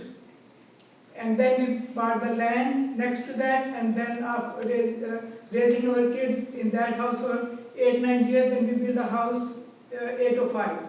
Now they lived in that house for 9-10 years. Then we bought the land from Mr. and Mrs. Rusty, who owns lots of those homes, and we built a house over there, very nice, beautiful house. Lots of fruit trees in front. I have nothing against homeless. We have so many fruit trees in front that the people who work in the car wash, they used to walk and pick up the fruit, and whenever I was around, I used to go behind the house so that they can pick, because we had plenty of fruit over there. And then they are going to build the housing project right behind our house, 805, 10 feet away from that. How do you see that, such a tall building, and we have such a nice neighborhood. Anyway, for the last 3.5 months, we are going through a little bit rough time because the rental 805, they left the house in very, very bad shape. I mean, we have spent $60,000 to $70,000 to, make it better. And we have been so much,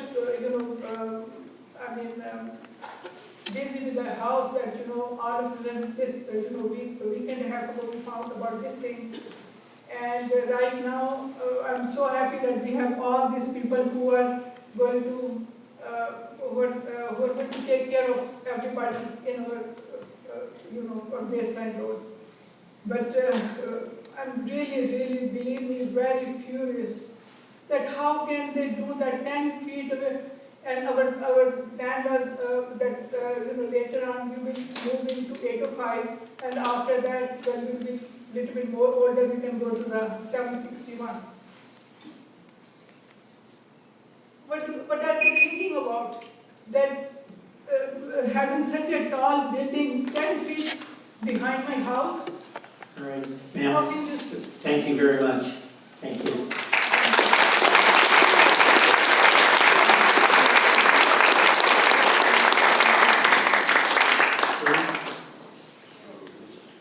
Good evening. My name is Pam Berry. I'm from Laverne, and this is my first time here, so it's kind of an interesting experience. A few things. I do appreciate that Catherine Barger did delay that vote back in April. I do appreciate that the intent is for us to have community engagement with National Corps. What happened tonight was very upsetting because the questions that were put in there, and there were really good questions, well thought out questions, they cherry picked them, they skipped right over them, they glossed over them, they gave canned answers that really didn't say a whole lot. It was just vague. They have 2 more meetings. I'm asking that you not only approve your letter tonight, if possible, I would like to ask that you also add that the future engagement, at least one, but preferably both, would be in person. That they would also include LACTA, who has been working on this for a long time, because we do have a lot of questions. As someone who lives not too far from there, they mentioned grocery store bonds and CVS as if this was something that would be relatively easy for them to get to. Not only is it a distance, there is a grade, so it's uphill. So whether they're on a bike or walking, it's not going to be easy, it's not convenient. I really believe that the location needs to be closer to a hub of mass transit. There's just one bus stop that means you've got to go to another and another. Near jobs, near medical services, near where they can get the things that they need and the services that they need, and not right next to a Montessori school, down near daycare, near children's services, and neighborhoods a matter of feet away. Thank you. Thank you.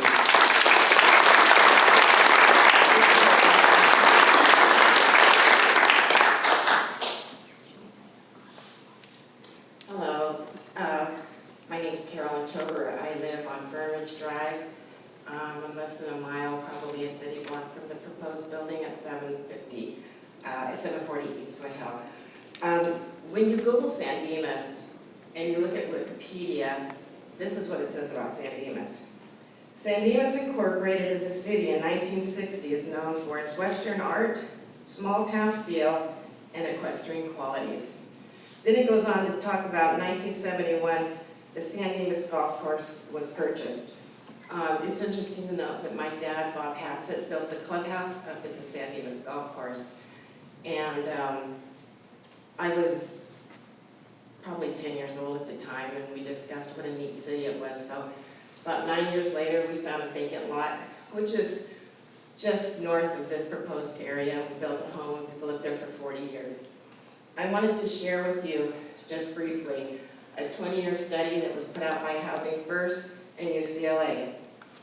This is in regards to why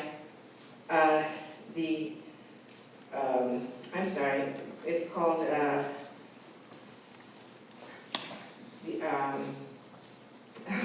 excuse me, permanent supportive housing. It's a 20-year study on permanent supportive housing which is being proposed. The reason why it doesn't work for the chronically homeless, a recent UCLA study found that more than 75% of this population have a serious mental illness and 75% have substance abuse problems, but the majority have both. These individuals are reluctant to accept assistance without mandates and requirements, and a house without such mandates will not encourage use of these services. There was once some hope that housing alone would help reduce drug use and mental health problems. Yet studies have now shown that simply providing people subsidized housing does not reduce drug use and often encourages it, which makes sense because there is no mandated treatment in permanent supportive housing, and the free unit provides people with more money to pursue their habits. And most importantly, the cost of this ever-growing increase in homeless housing is staggering and has led to predictable corruption and large profits for many so-called non-profit developers such as CORE.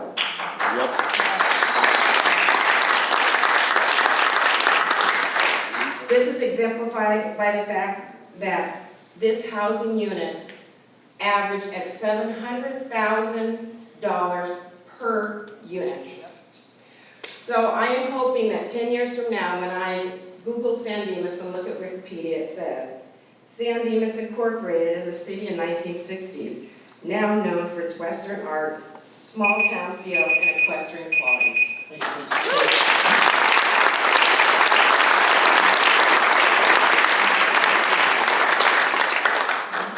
Anyone else wishing to speak to the council? Ma'am?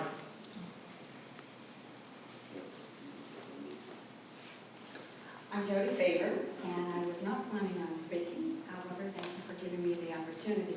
I am a registered nurse. I worked in the field of chemical dependency. So I agree, when you give people, many are addicted people, items, we're digging their grave. So if you want to get sober, there's a lot of places to get sober and drug free. I also was one of the first psychiatric home health nurses. When you talk about mental illness, and you're talking about possible some of them coming into this housing, I'm not hearing where's the medical people who will be dealing with these people. A manager, yes, to kind of look at it. But I can't tell you how many times I walked in to one of my patients' houses, had to call 5150, helicopters coming, guns, knives, things of that sort. There you go. So my fear is we're not going to take care of these people. That's right. You know, we need to get the proper help. We do know that just smoking marijuana is now a fact that will stimulate more schizophrenia. That's fact. Look it up. And we just don't, we're not taking care of the people in the right way. So if somebody really wants to help the people, we need to get them the help. We need to get them into mental facilities. We need to get them into drug, alcohol programs. Not give them a house and say, have at it. I don't want to walk out well and coming and like the young lady said, somebody was sleeping in her driveway. I don't want to worry about that. Where's parking? You have people, there's 19 parking spaces. Where are we gonna put these cars? Next thing we know, there's gonna be in our neighborhoods and they get the free ride. You know, it just doesn't make sense. We need to help the people, but we need to get them the medical help they need. Right. And you guys, and you all know, and we all know, this is not the place. Exactly right. We need to let's take that $7 million proposed and let's make some psychiatric hospitals for them, with psychiatric housing. Let's do that. I can't tell you how many times I walked in, but I can tell you with rehab, there's thousands of people that got sober and lived a prosperous life. I mean, I still see it. A lot of them are doctors, a lot of them are nurses, you know, Pomona Valley, I worked there. I can't tell you what we did for this community, which was very respectful and prosperous. Thank you, ma'am.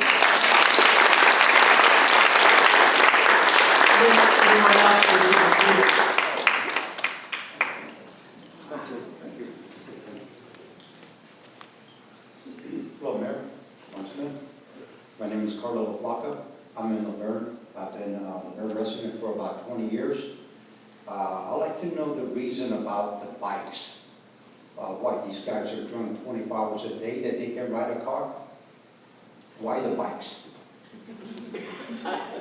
That's what I want to know. Usually, you have parking garages, correct? Houses have parking garages. Why the bikes? That means they must be doing something wrong in order to have only bikes. Okay? That will tell you itself that these are drug addicts, not people, senior citizens like most of us. Okay?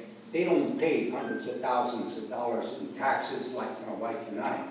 These people are freeloaders. Okay? They get aid from our government, which is paid by us. And then in terms, the drug dealers take that money because they know where it's coming from. That's what's going around the world.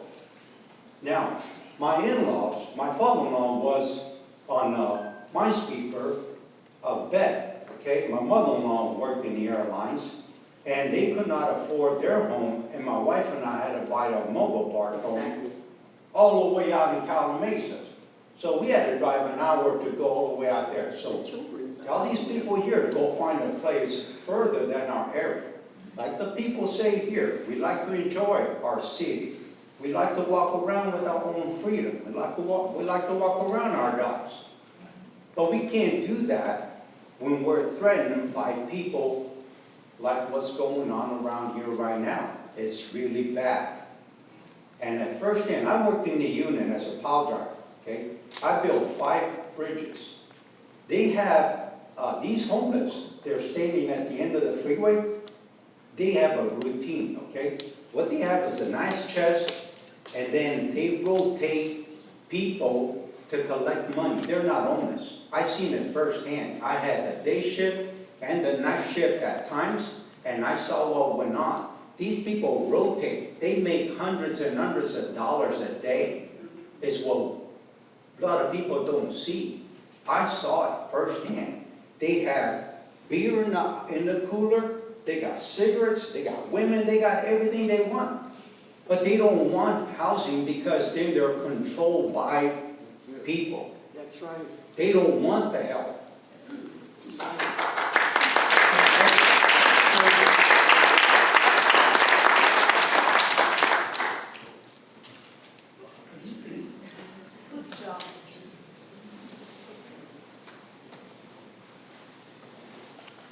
Mayor and Council, I'm Bob Harmon. I've been a resident here in San Dimas 38 years. I'm a lead pastor here in San Dimas, New Hope Fellowship for 27 years. We work with the homeless. We go out to Pomona every other week and every quarter. Now, there's a big need, we get that. There's a place in the Bible that says there's a time and a place for everything.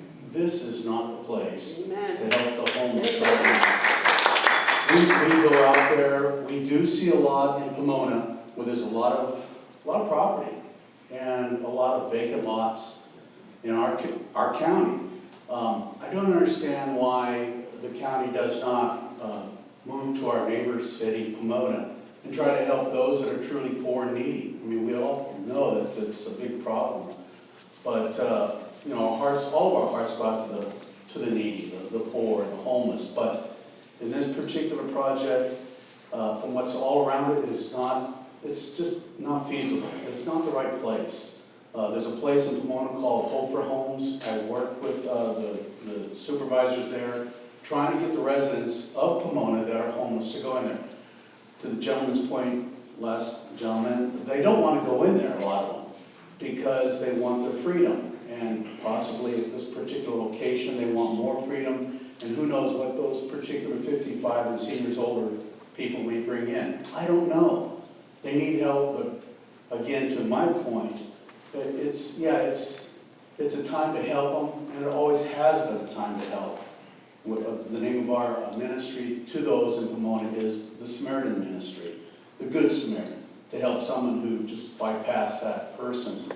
But I believe that in this particular location, it's just not the right place. And if we could work with our sister city in Pomona and the group that's trying to do this, why not work with them? Why not have them go into Pomona where there's a lot of property and set up a place where these seniors and even other families can get true help with a lot of property to investigate and get their desired place to live. Thank you.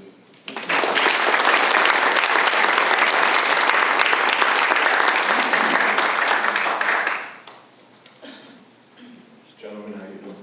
I'll be brief. I was actually home watching this and came over when I saw some of the people speaking here.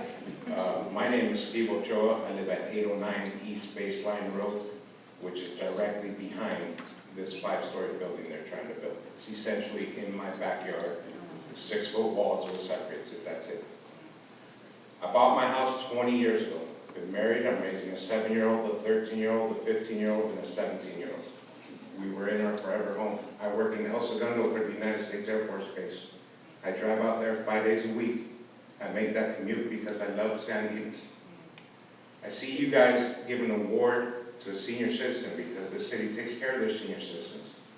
What about the senior citizen, Mr. and Mrs. Ashraft, who bought their house 50 years ago? Have had the mountains to look at. They bought a second home. They bought a third home next door to each other. 2 of their homes, all 3 of their homes, because one is across the street, will be blocked completely by this 5-story building. A senior citizen who's a retired school teacher at Ramona Middle School. He's given 50 years here in San Dimas, and you guys are going to do that to a senior citizen. It's not right.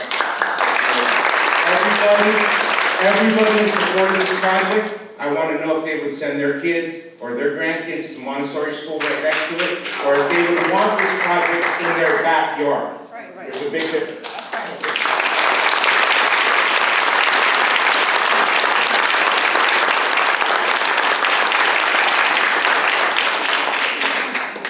Anyone else wishing to speak to Amanda?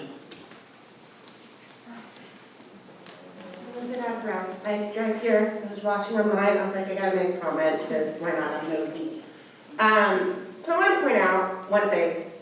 This really isn't our city's jurisdiction.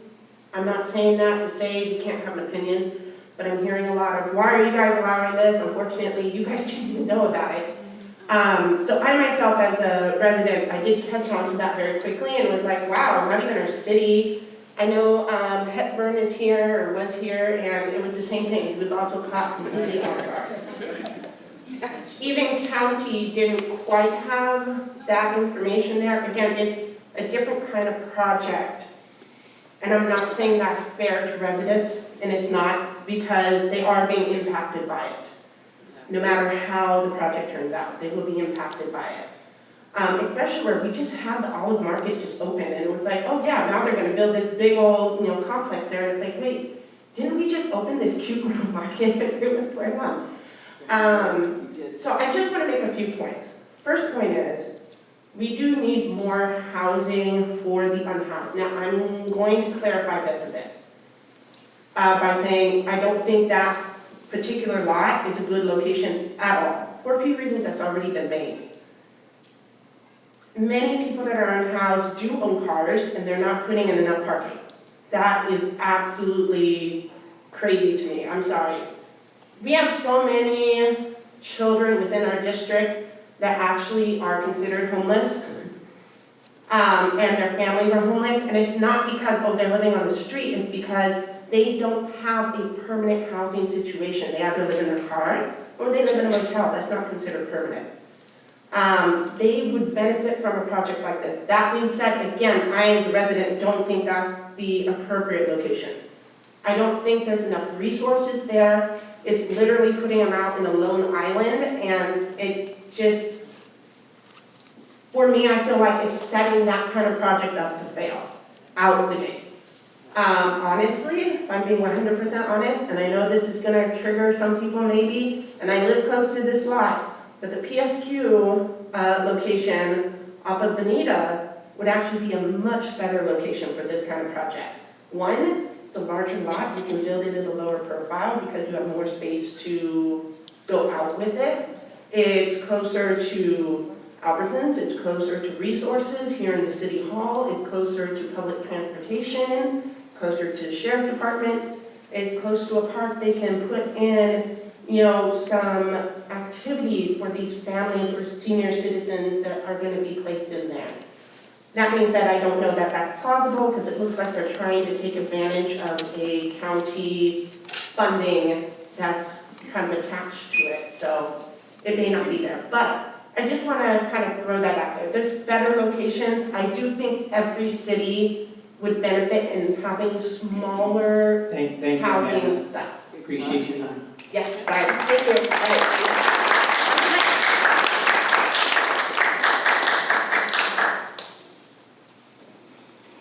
Anyone else wishing to speak to the council?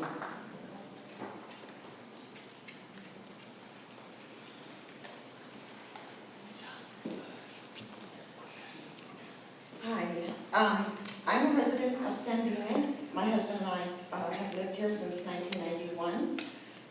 We live in the Hillview community, which is right on Foothill, and we're very worried about this project and what is about to happen in our area.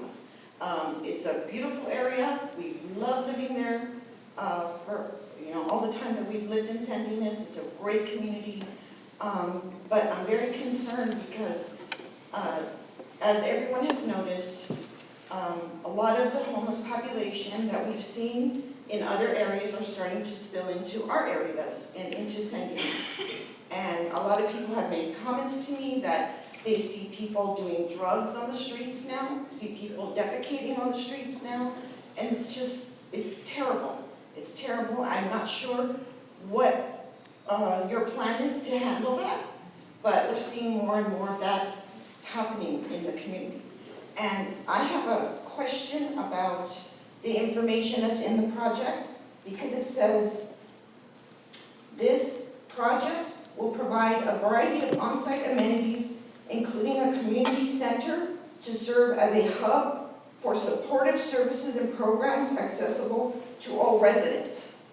What does that mean? So the more homeless that comes, they're all going to go to this center? Not just the 54 people? Is that what that means? A hub for all residents. So the more homeless that come to our community will all go to that hub, and they'll all be in our area right on FoothillBoulevard. So I'm very, very worried about that. Thank you, ma'am.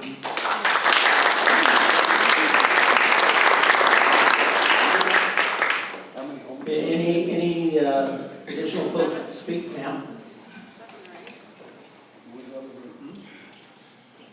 Hello, my name is Elizabeth. I'm a resident of San Dimas. I didn't even know you guys were having a meeting tonight regarding this, but when I found out, I came and I wasn't planning on talking, but when I've called the city regarding homeless people, I'm treated very poorly. I was told that I'm treating them like animals that I want put in a pound. He wasn't listening to me at all, very disrespectful, and very belittling to me. When I tell him that the first time my daughter witnessed a man's genitalia, it was in the Albertsons parking lot. My daughter was 8. And he said, that's the way the world is now. I don't think that's okay. I didn't move here for this. I've lived in other areas.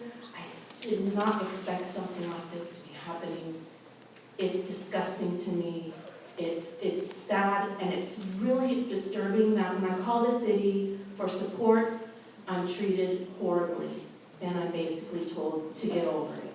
And I think when I talked to the manager at the U.S. Bank, she called the police department because a woman chased after her with a broom, and the police officer told her since she didn't touch her, there's nothing she can do. She's afraid at work. The employees at Albertsons are afraid at work, and I don't think in that type of job you should be afraid. You know, they're not mental health professionals. They're clerks at stores.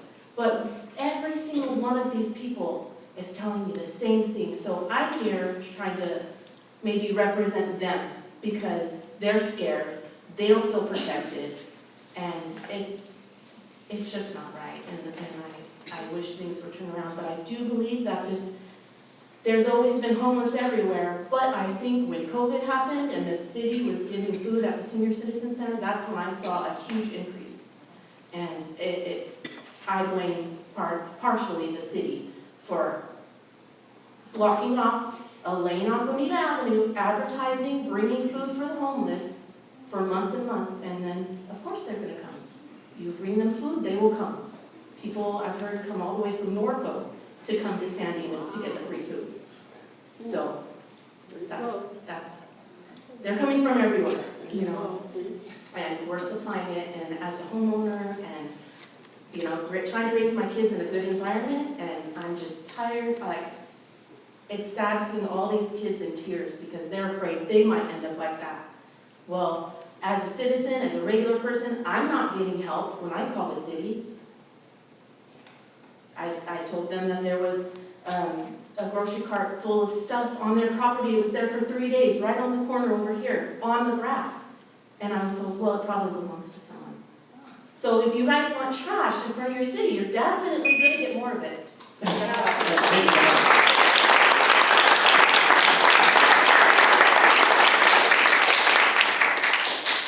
Anyone else wishing to speak to the council?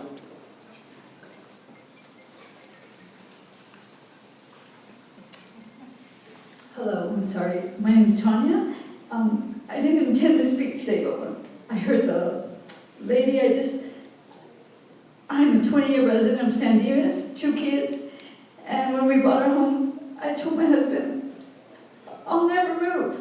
I love this place. And I've been thinking about moving now. It's just not the same. When I heard the last lady speak, I said, I have to come up because I do the same thing. I call the city constantly. I have 2 kids. My daughter is 10 years old. She walks to school. I walk with her every day. And it's because there's homeless encampment. I live on Country Oak. There's a homeless encampment on Amelia and Baseline. And I call constantly, oh, it's not, it's Caltrans area. So I submit thousands of requests to Caltrans. They cut the fence, they fix the fence, they cut the fence, they fix the fence, they cut the fence. I mean, it's just this project that they want to do.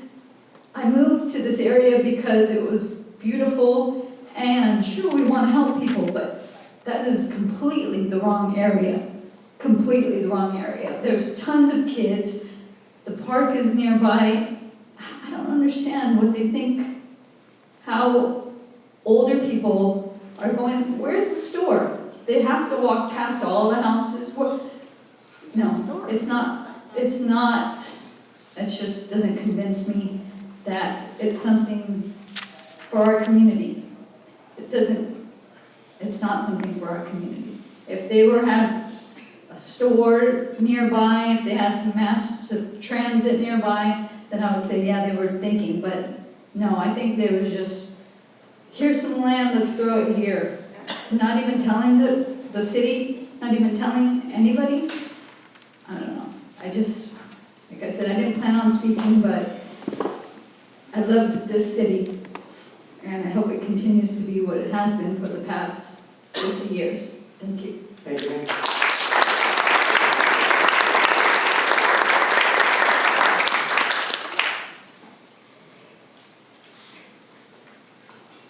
Good evening, Mayor and Council. Ruth Luban. I'm also a 20-year resident with more children than the old lady in the shoe that I've raised here in the city of San Dimas. I'm concerned about this project because I'm not necessarily sure that it actually falls within the guidelines of CEQA. So it's my understanding that we're going to dedicate $7 million, or rather the county is, $7 million of fund to this particular project. However, in order to do so, I would imagine that these funds are not going to be continual. But this project in of itself, continued mental health services, maintenance, in order to ensure that other people are taken care of at the facility after all this is a place which is going to service the elderly, that does require a certain maintenance of effort, a continued maintenance of effort, which if I am not mistaken, I don't think that falls within the guidelines of CEQA for this particular project. In other words, this would be a continued source of funding. And if I'm not mistaken, this will not be a continued source of funding. And if that is the case, then perhaps this isn't the right project to be bid on in the first place to begin with. So I think the right question wasn't asked. I do believe that we do need to take care of the housing problem and we do need a solution. I just don't think the appropriate solution was proposed in the first place. And if it is that solution sustainable? And were we asked to provide a sustainable solution if indeed we can't continually fund it, or if we are going to be expected, at least here in the city of San Dimas, to fund that solution continually? Because I do know that our seniors can't continue to do that for themselves. And if they're going to be provided with these services, they themselves aren't going to be able to pay the price tag for that. So before we move into any particular project, which I'm very glad that the city is allowing us to have this type of input, we should definitely ask for the county to make sure that these types of projects are sustainable on their own merit. Thank you.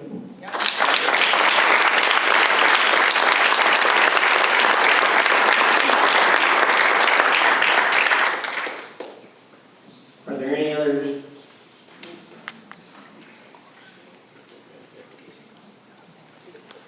Good evening, Mayor and Council. My name is Joe Gallagher. I'm a resident of Laverne. I own the property in San Dimas for my daughter, and I'm against the project. I think many years ago, now I qualify for the housing based on age for this project, but when I was a child, I remember the toy that I think most of us had. It was a bit of an octagon, and we first learned whether or not the shapes fit in certain spaces. And in my opinion, this is a square peg in a round hole, and everybody knows it.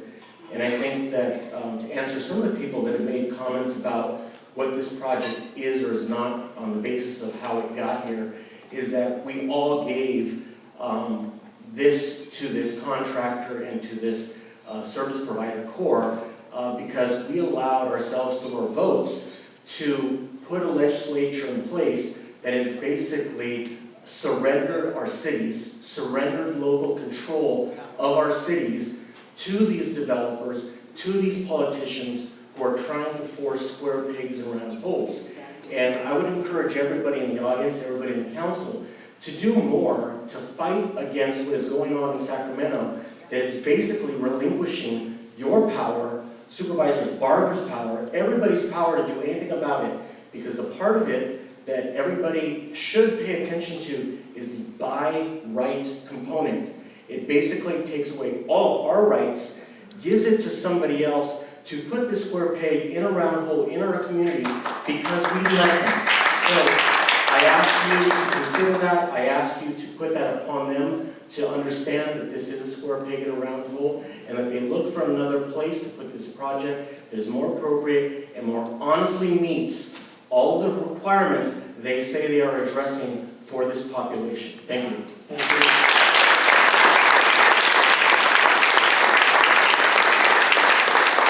Anyone else wishing to speak to the council?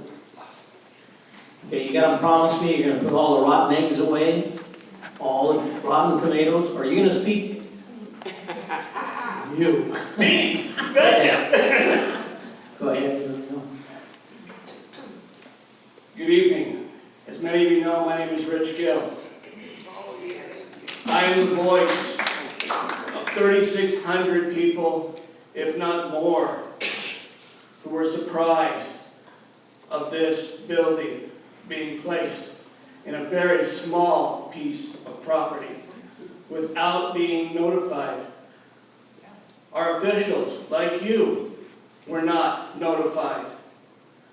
This building is not and should not be there.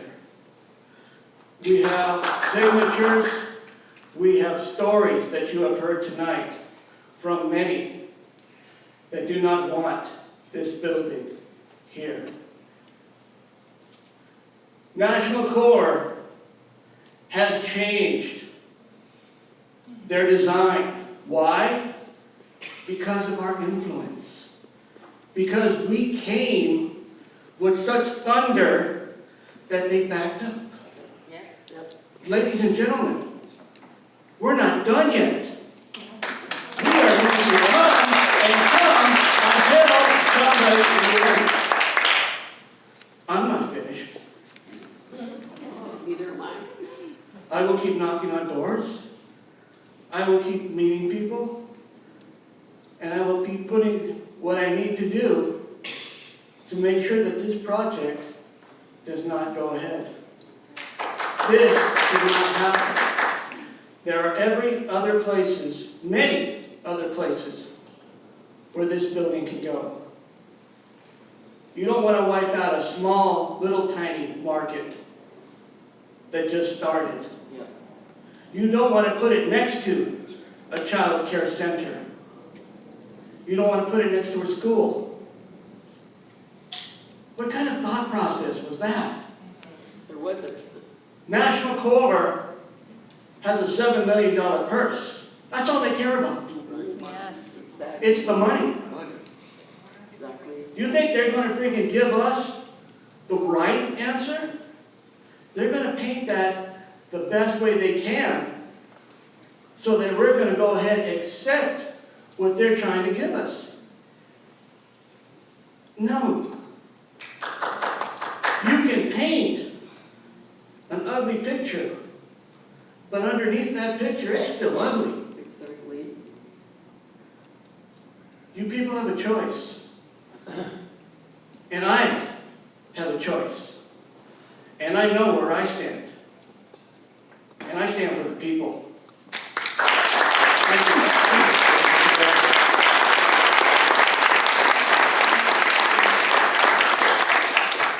Last opportunity. Does anyone else have? Ma'am?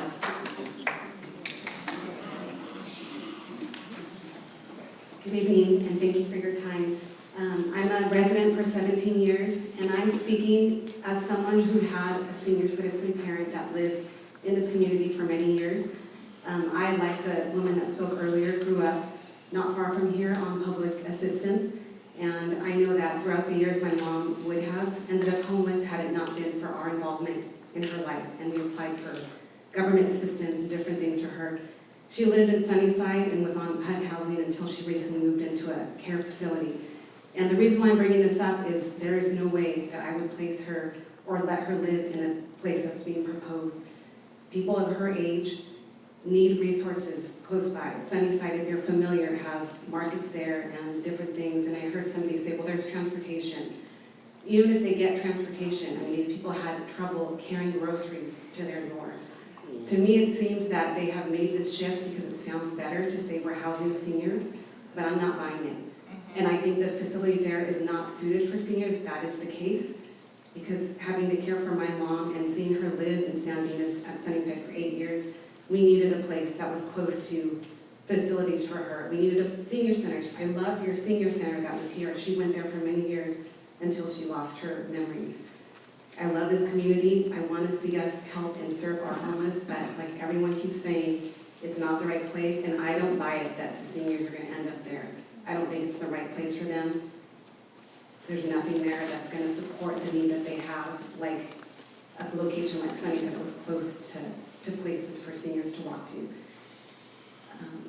Thank you for your time.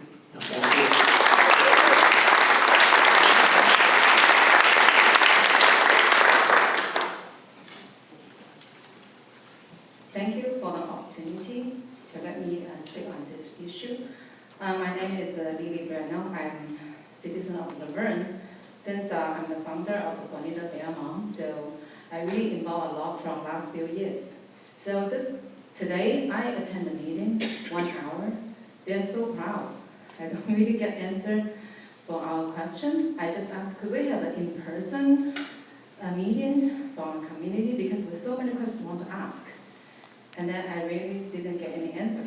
I smell the taste of communist country. I grew up from there. I know what's it like. Because they just like, no matter what, we're going to build there. Yeah, we already described very good. We need to take care of senior citizen. We are the people who have no heart. So I feel like, okay, yeah, I really feel like I'm upset for that. But I have to stand up because I already fight for my kids in Bonita School District for the last 4 years. And now I have to increase the awareness because I have a Facebook group, Instagram group, we have a bonitabearmom.org. We care about this project because our kids walk the area, the canal, the park there, and then they off from the Ramona. Okay, that's the place where our kids grow up. We pick up Domino Pizza there, we went to Subway there, and then my kids are special needs too. So I could see, oh my gosh, where's our parental rights? Where's the citizens' freedom? We are losing them. What is parents? What is the local control? What is the government control? I know what happened to school district. Last Wednesday, we had so many grandparents, parents would talk about pornography in library in the school, and it's horrible. And then I keep notice people, the deadline is this Friday. Long Hill is going to submit your on phone to not let your kids forced to learn for pornography. And then St. Dimas High is beginning yesterday. So we inform everyone for all those. People say, yeah, you don't have to learn. No, government control means you have to learn. If you don't know this, your kids automatically go to learn. Okay, you have to submit paper for opt-out because the Sacramento policy called AB 39329 to force the school board member, they have no right to say no. So they only could do is increase the transparency. We keep going to communicate with all the school board, and then we did a lot from last few years. But this project is the same. I force you to accept that. You don't want this location? Okay, 1 mile, other location, still in San Dimas. If we don't strongly push back, the second one, the third one, the fifth one, all will come in. We are totally the job in the communist country. I hope everybody aware of that. Thank you. Thank you.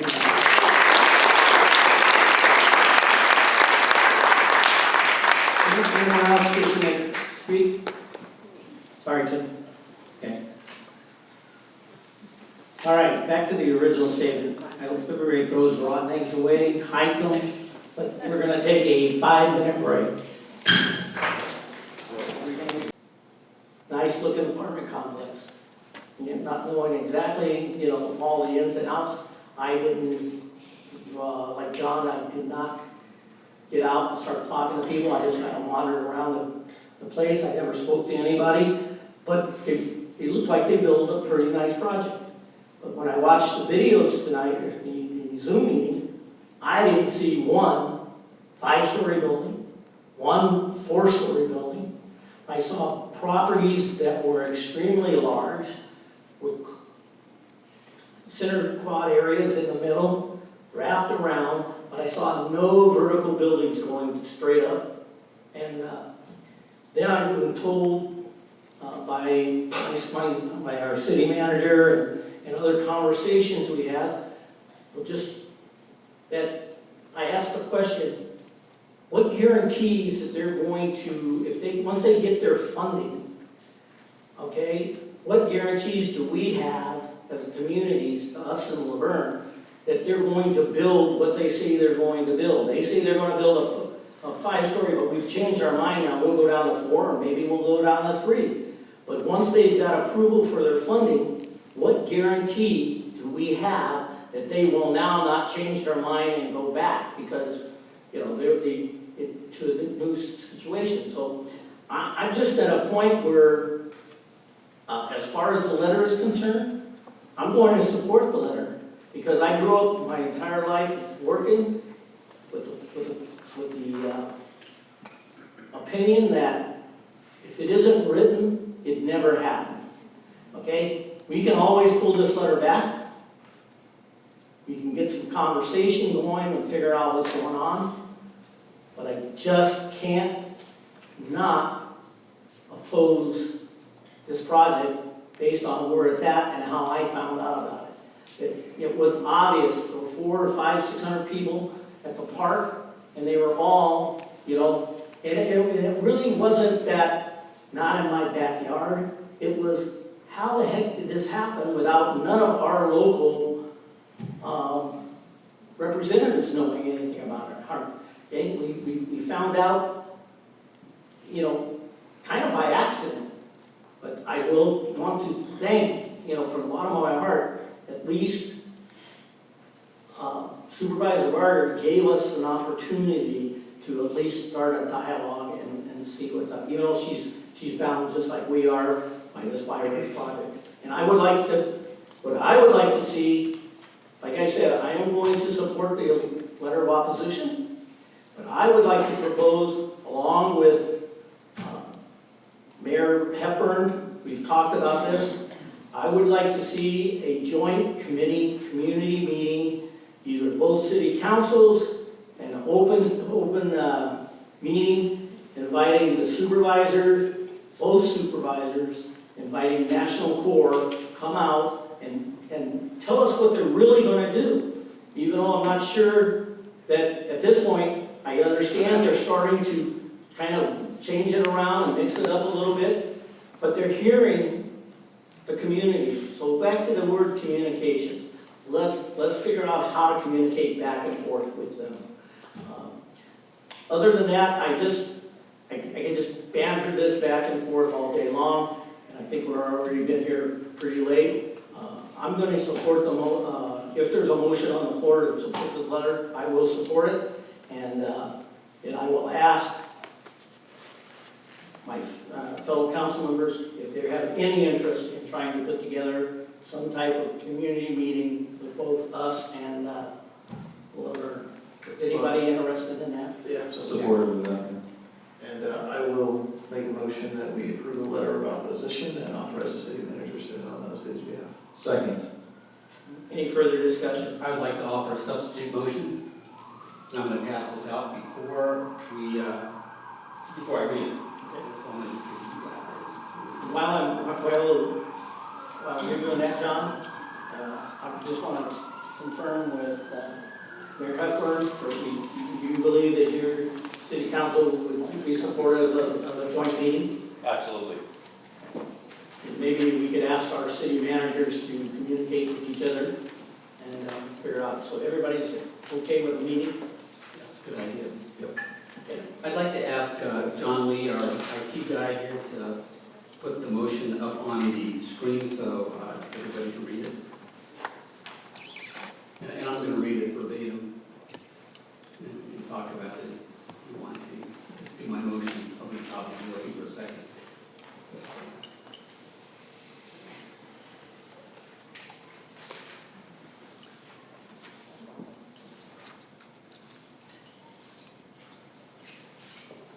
All right, so I numbered the paragraphs, but that's not really part of the motion, but just so I can we can keep in the same place. So I move that paragraph 1, the San Dimas City Council supports and acknowledges the benefits of permanent supportive housing for formerly homeless individuals. Paragraph 2, The San Dimas City Council is concerned with the current proposal for 740 East Foothill Boulevard and recommends the following.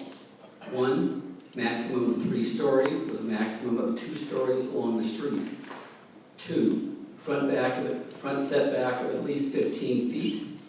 3, attractive architecture with input from San Dimas and Laverne planning staffs. 4, generous landscaping, including street trees. 5, mitigation for the project's effects on adjoining properties. For example, lower building height, bigger setback, taller landscaping, etc. 6, strict adherence to guidelines for residents. 55 years and older, participation in the coordinated entry system, no convictions for violent crimes in the past 5 years, no sex offenses, other requirements as needed. 7, management by National Corps with a clear chain of accountability. 8, consultation with the cities of San Dimas and Laverne if any change is proposed to resident guidelines or who is responsible for management. Paragraph 3, the San Dimas City Council urges the Los Angeles County Board of Supervisors to collaborate with San Dimas, Laverne, local residents and businesses, and National Corps before allocating any funds to the project at 740 East Foothill Boulevard. And Mr. Mayor, if I may, well, first of all, is there a second to that, I guess, before we discuss? I can second it. Thank you, Eric. And I will just say that I think that this encapsulates everything that our draft letter is trying to accomplish. And I think it's less confrontational. I think it's more likely to, and I think it's very clear on what we're asking. And I think that it's important, as I think every council member said, we do support helping those who are formerly homeless, and especially, not especially, this says the type of facility or apartments that is anticipated in their proposal. I would also like to just mention, and I didn't mention my other comments, that just to make clear, the housing that we're talking about in National Corps' proposal, it's not interim, it's not shelter, it's not transitional. A lot of the people, possibly a majority, like the people in Mobile Home Park that I mentioned earlier, this is going to be their home.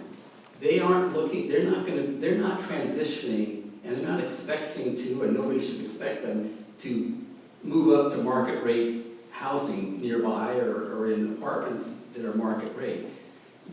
These are absolutely subsidized for people who need those subsidies.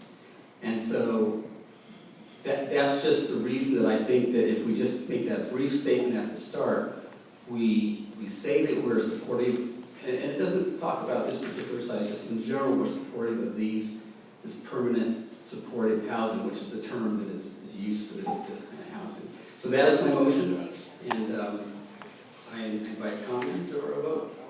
I appreciate the work you put into it, and I don't disagree with any of the points that you've made. I do have concern that it would potentially, at this phase, being very early on, signal to National Corps or any of the concerned parties that while we are in disagreement about the current project, the way it was pitched initially, that if they were to do these things, that I would be then in support of it at that particular location. So I don't, like I said, I don't disagree with any of the things you said. I think my concern is that it would signal to them that we would be okay with it at that location. And I don't think in any instance that I would be okay with it at that particular location. Alternative locations with these particular points to be made, I think is probably the appropriate thing to look at. So, like I said, don't disagree with you, but I wouldn't be in favor of making the amendments to the letter as it's written. Fair points, thank you.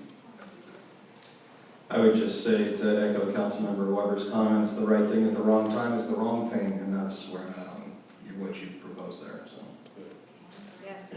I too, I would like to thank John for putting this in, because I don't disagree with anything that's written here. I'm just not ready to say this is the right place for that project. One of the things that we're talking, seniors, they vacillate, go from one thing to the other just because we bring it up.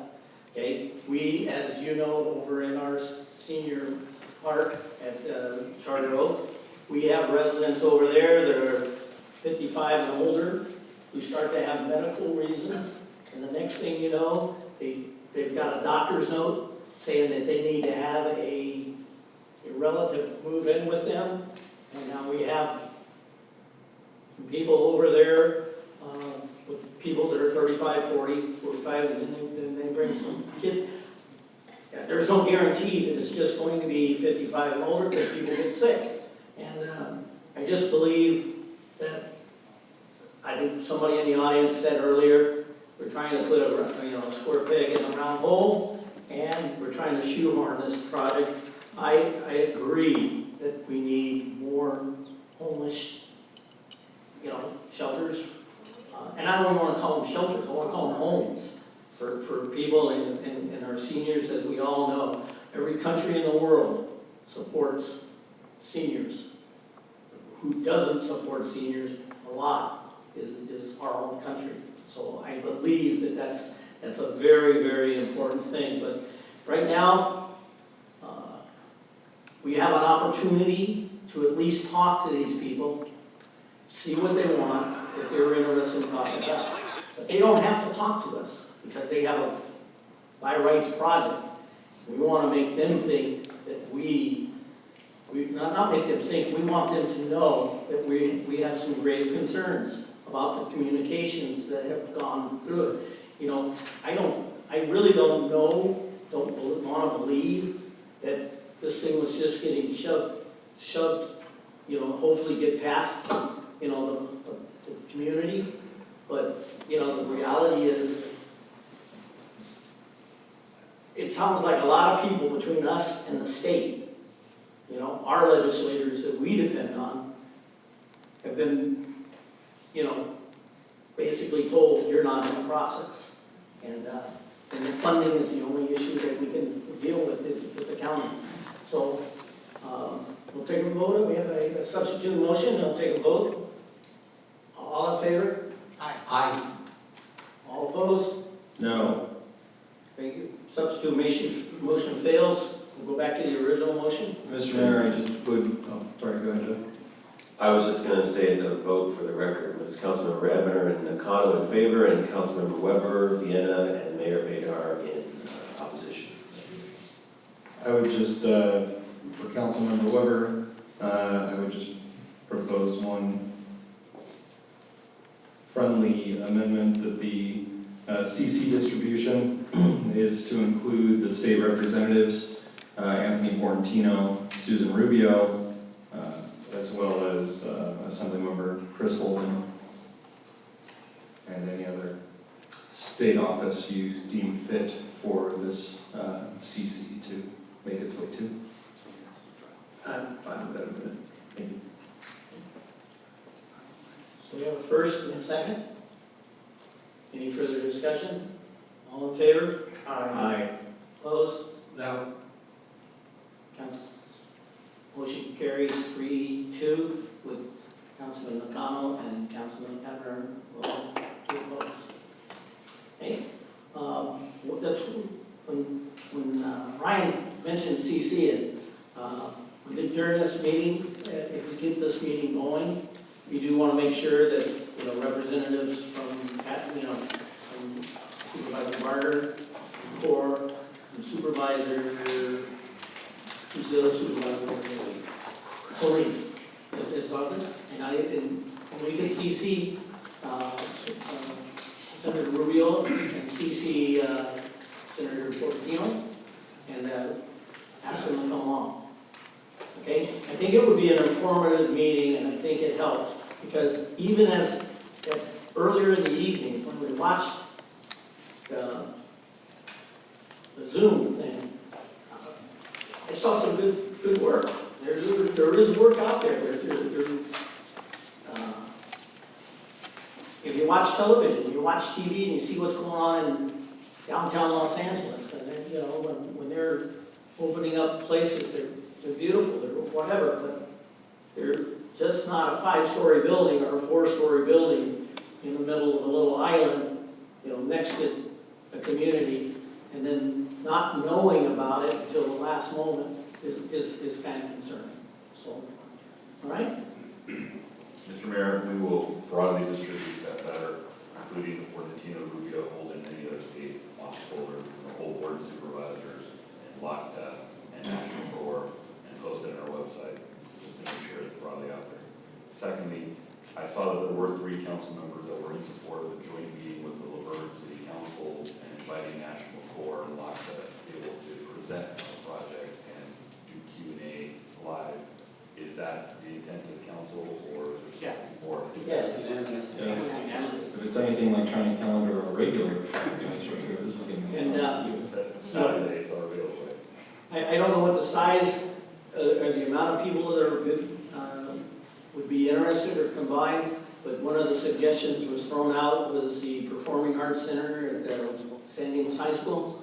That might be just something you could drop a call over to Matt Wayne and ask him if that was any possibility of that, and then come up with some dates between you and the city manager. I don't want to put too much burden on you, but make sure it happens by tomorrow. Thank you. Thank you. Thanks everyone for coming out. It's obviously, this matter is very dear to all of our hearts, and we want to do the right thing for the right reasons. So good night. Those people from Laverne, have a safe journey. Turn in your tickets at the gate when you get. Where's our meal? We're hungry. Thank you, guys.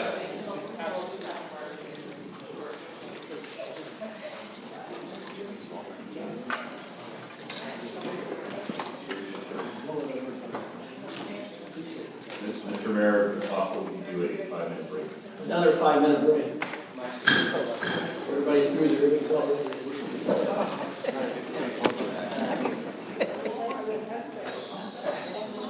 All right. Okay, we're going to reconvene the meeting. We're going to. All right.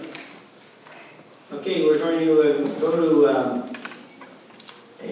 public hearing regarding the adoption of Resolution 2023-28, setting a special citywide landscape per parcel tax for the fiscal year of 2023-2024 to be used for landscape maintenance purposes. Scott. Thank you, Mr. Mayor, members of council. I'm Scott Wasserman, Director of Parks and Recreation. And as the mayor mentioned, this item pertains to the citywide landscape parcel tax, and this is used to fund the maintenance activities in public areas like parks and medians. In November of 1997, voters approved ordinance number 1086 adopting the special parcel tax to be levied against properties in the city. Revenues collected are exclusively used to improve and maintain public parks, parkways, medians, and trees. Current projections for Fund 8. Fund 8 is the landscape fund. Anticipated deficit of $131,319, which will increase to approximately $167,614 if the parcel tax is not increased.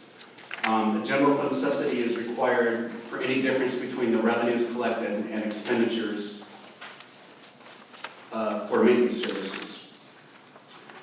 Approval of the recommended action would increase the parcel tax collected in fiscal year 23 and 24 by 3.7%, or approximately $36,295, to correspond to a 3.7% increase in CPI. The only other thing I'd like to note before I turn it over to council for some questions, I just want to note that staff salaries, the staff that work in the public areas, public works and park maintenance primarily, those are actually paid out of the general fund. So when you include those as expenses that are related to the maintenance of the public areas, total expenses are $2,768,453. And therefore, with that calculation, when you add in all of the expenses, I just wanted to note that this parcel tax pays for a little over 37% of maintenance activities in public areas.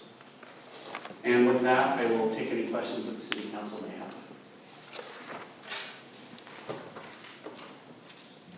Anyone have any questions?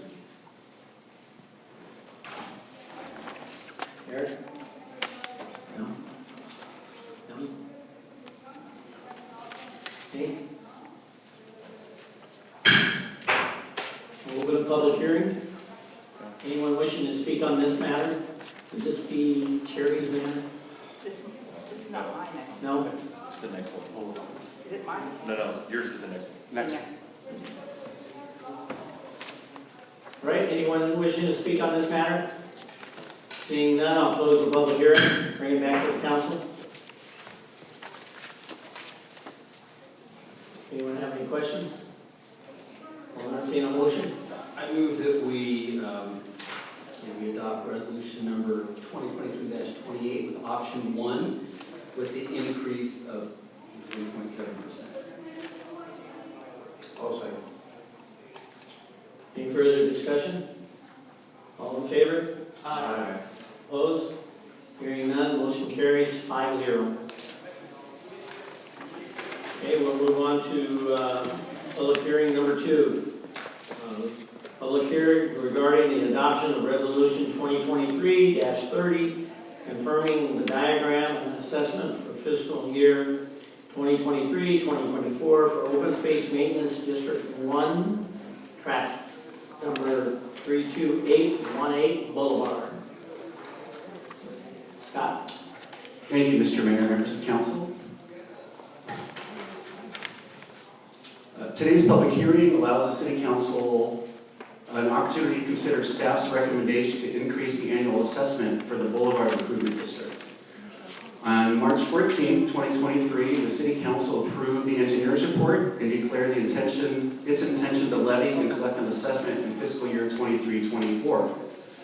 The engineer's report projects a deficit of $7,106 in the district. The homeowners in the Boulevard District gave permission to the city previously to increase the annual assessment to correspond with an annual increase in the CPI, or the Consumer Price Index, not to exceed 7%. In this case, the CPI that we're using is 5.8%, and I just want to highlight this CPI, you'll notice it's a different number than the last one. The last one was 3.7%, because that was used a different time period to measure that. That was April through March. This one is actually January through January.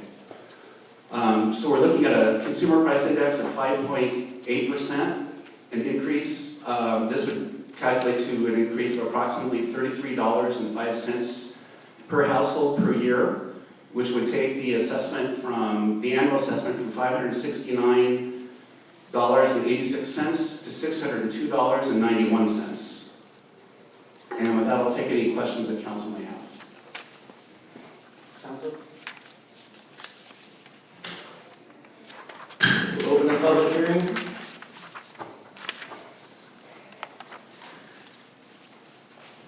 Hi, I'm Terry Bearden. I live at 1260 Via Verde, and I'm here representing all the people that live on Via Verde. I talked to them all. I talked to all my neighbors.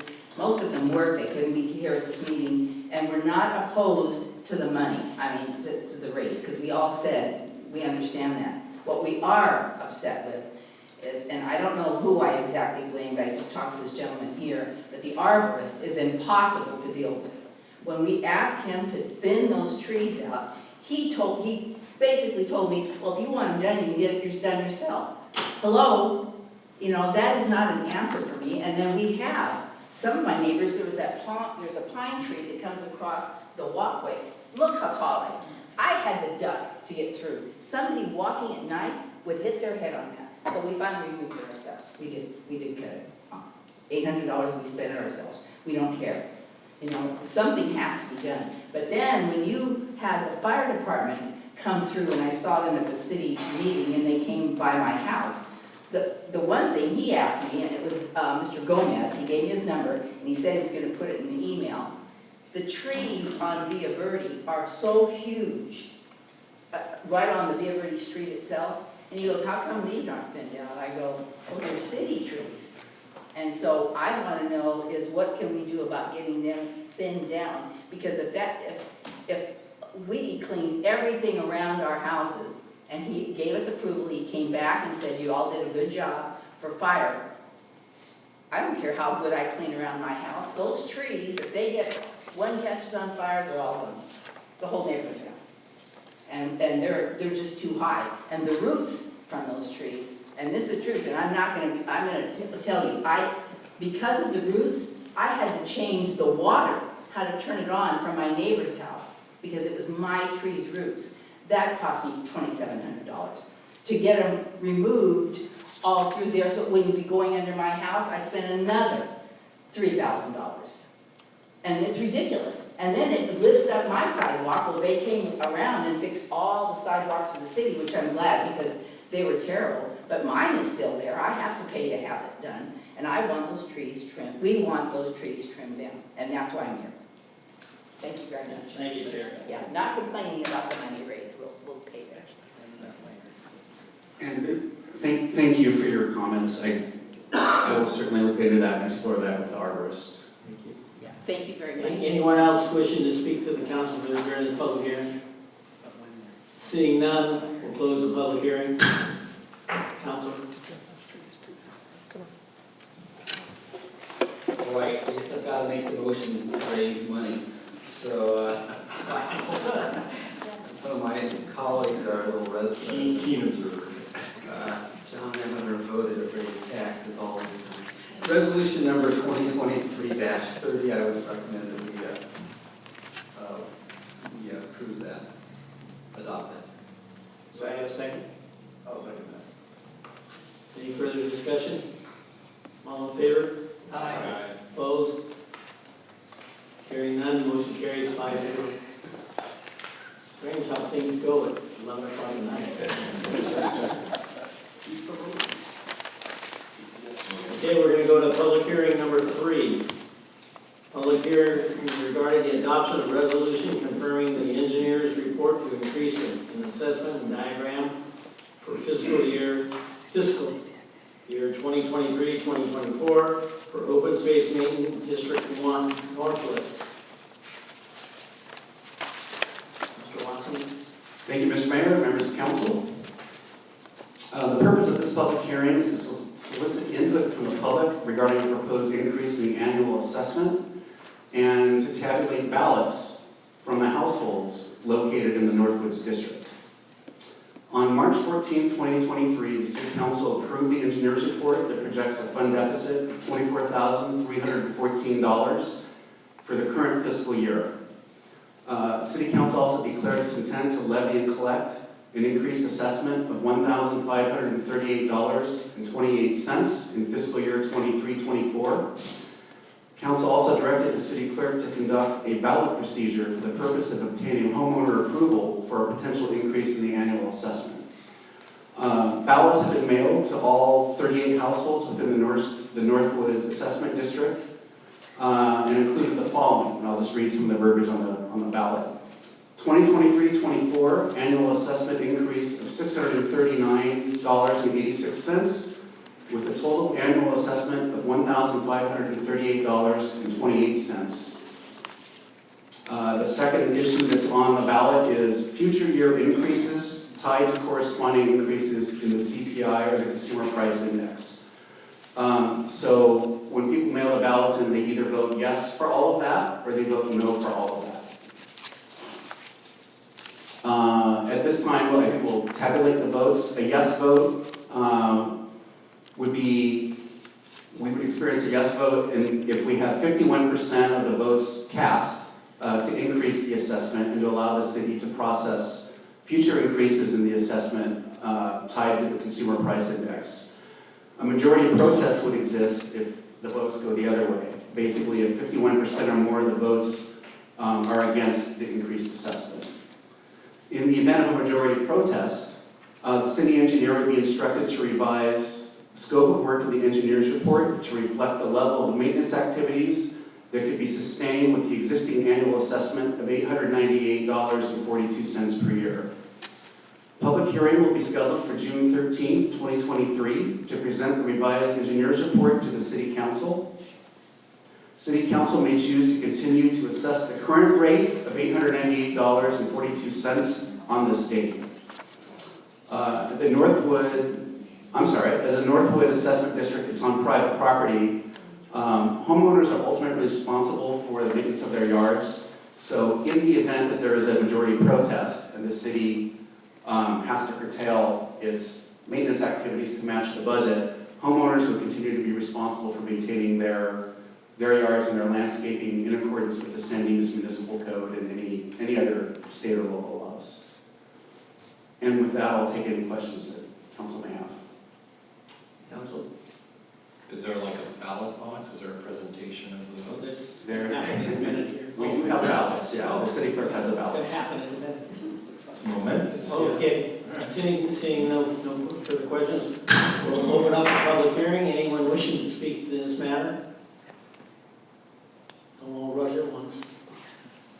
Seeing none, we'll close the public hearing.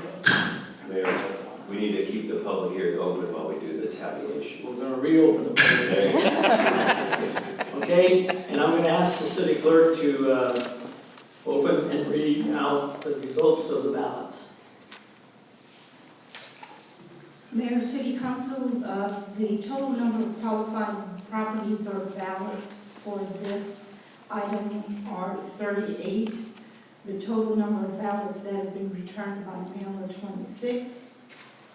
If there are any members in the audience, residents who want to submit a ballot now, they can do so. It's seen that no one's coming forward. Of the 26 ballots returned, to make the 51% majority protest, we would need 14 of the 26. So I will start opening the ballots.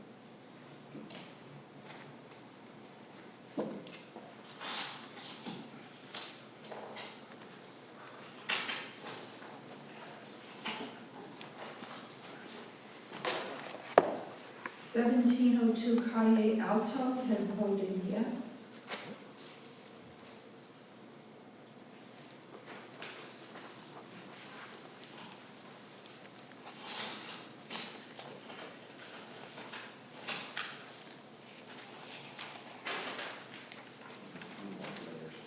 1789 Calle Alto has voted yes.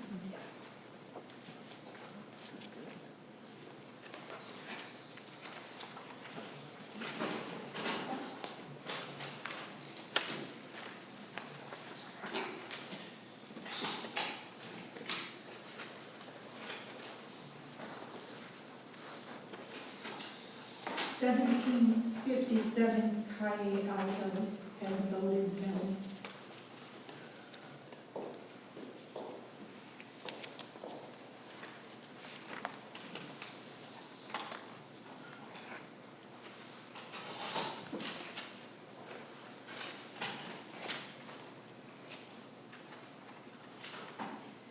1793 Calle Alto has voted no.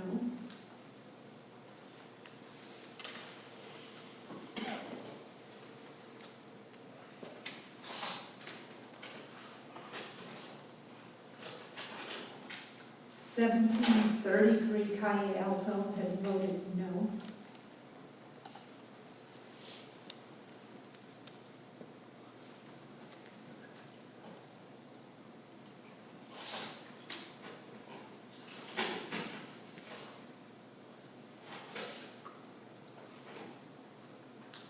1710 Calle Alto, yes.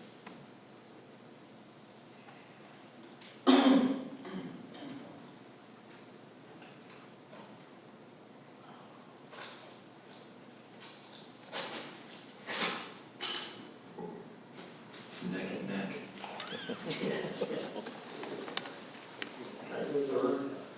1102 Paseo Sandy, no.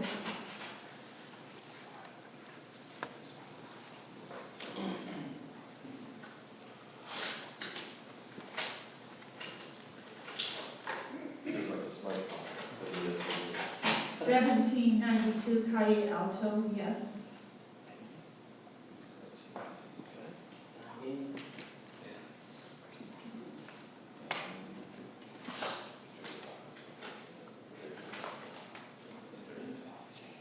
$17.49 Calle Alto, no.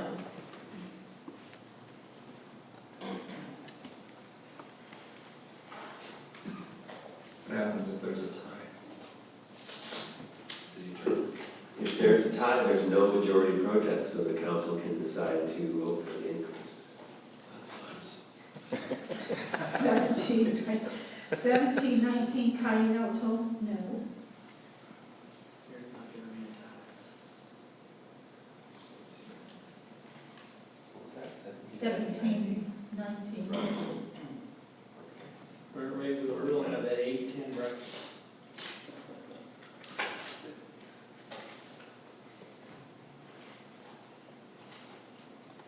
$17.85, yeah, Calle Alto, yes.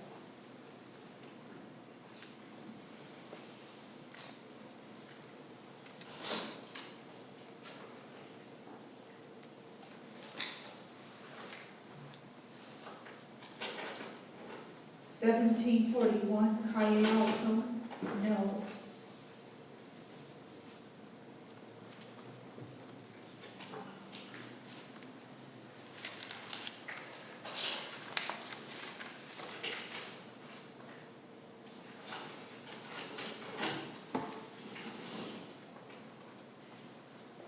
$17.53 Calle Alto, no.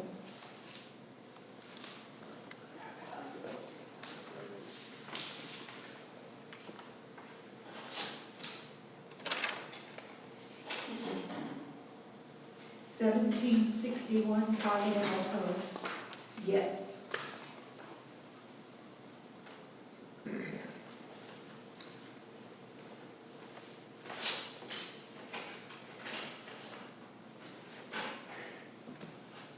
$17.29 Calle Alto, no.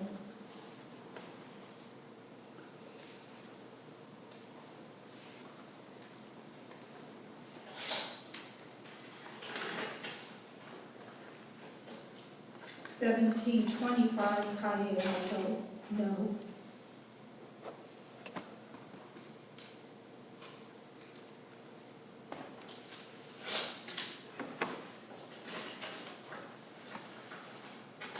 $17.45 Calle Alto, no.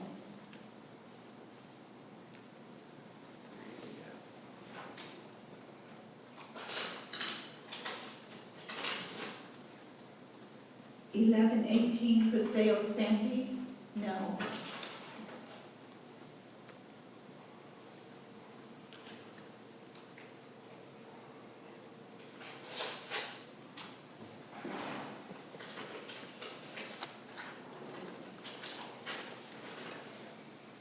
$17.22 Calle Alto, no.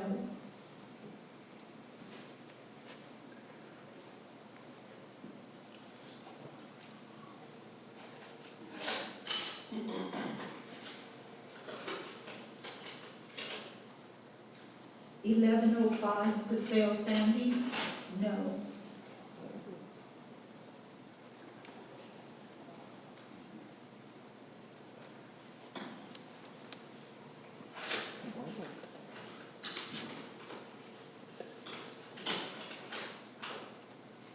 $17.73 Calle Alto, yes.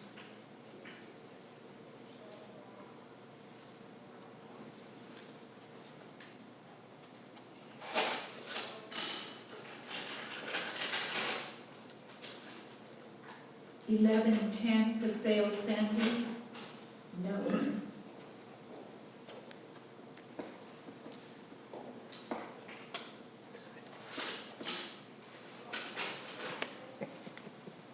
1706 Calle Alto, yes.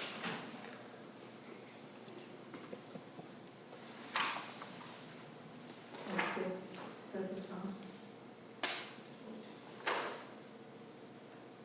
Oh. We'll call it special.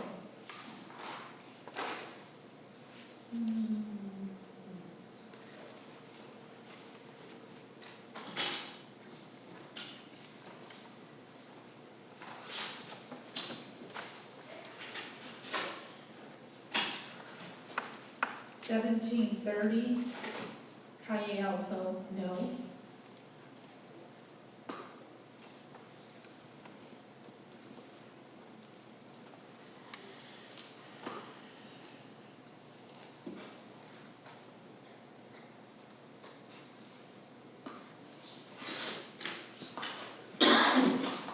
$17.80 Calle Alto, no.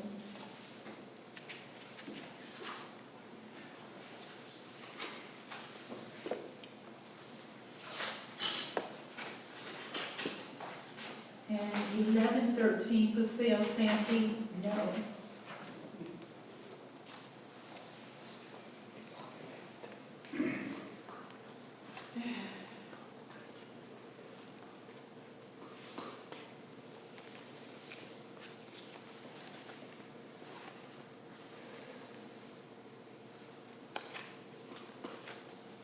We have 8 in favor,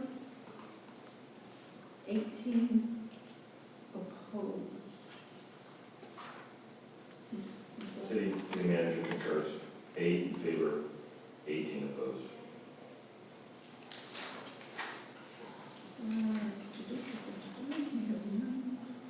So we have, there were no ballots that were not counted. Of the 26 ballots, we have 18 that were in protest. Therefore, the proposed increase in the assessment will not be processed. The City Council will adopt Resolution 2023-32, wherein the city's engineer will be instructed to revise its report to reduce the scope of the work to the amount of the assessment to the level of the previous year's assessment, and the City Council will set a new hearing on the assessment for June 13th, 2023. At the hearing, the City Council may assess at the current level of $898.52 per parcel. Okay. We'll close the public hearing. Discussion with the council.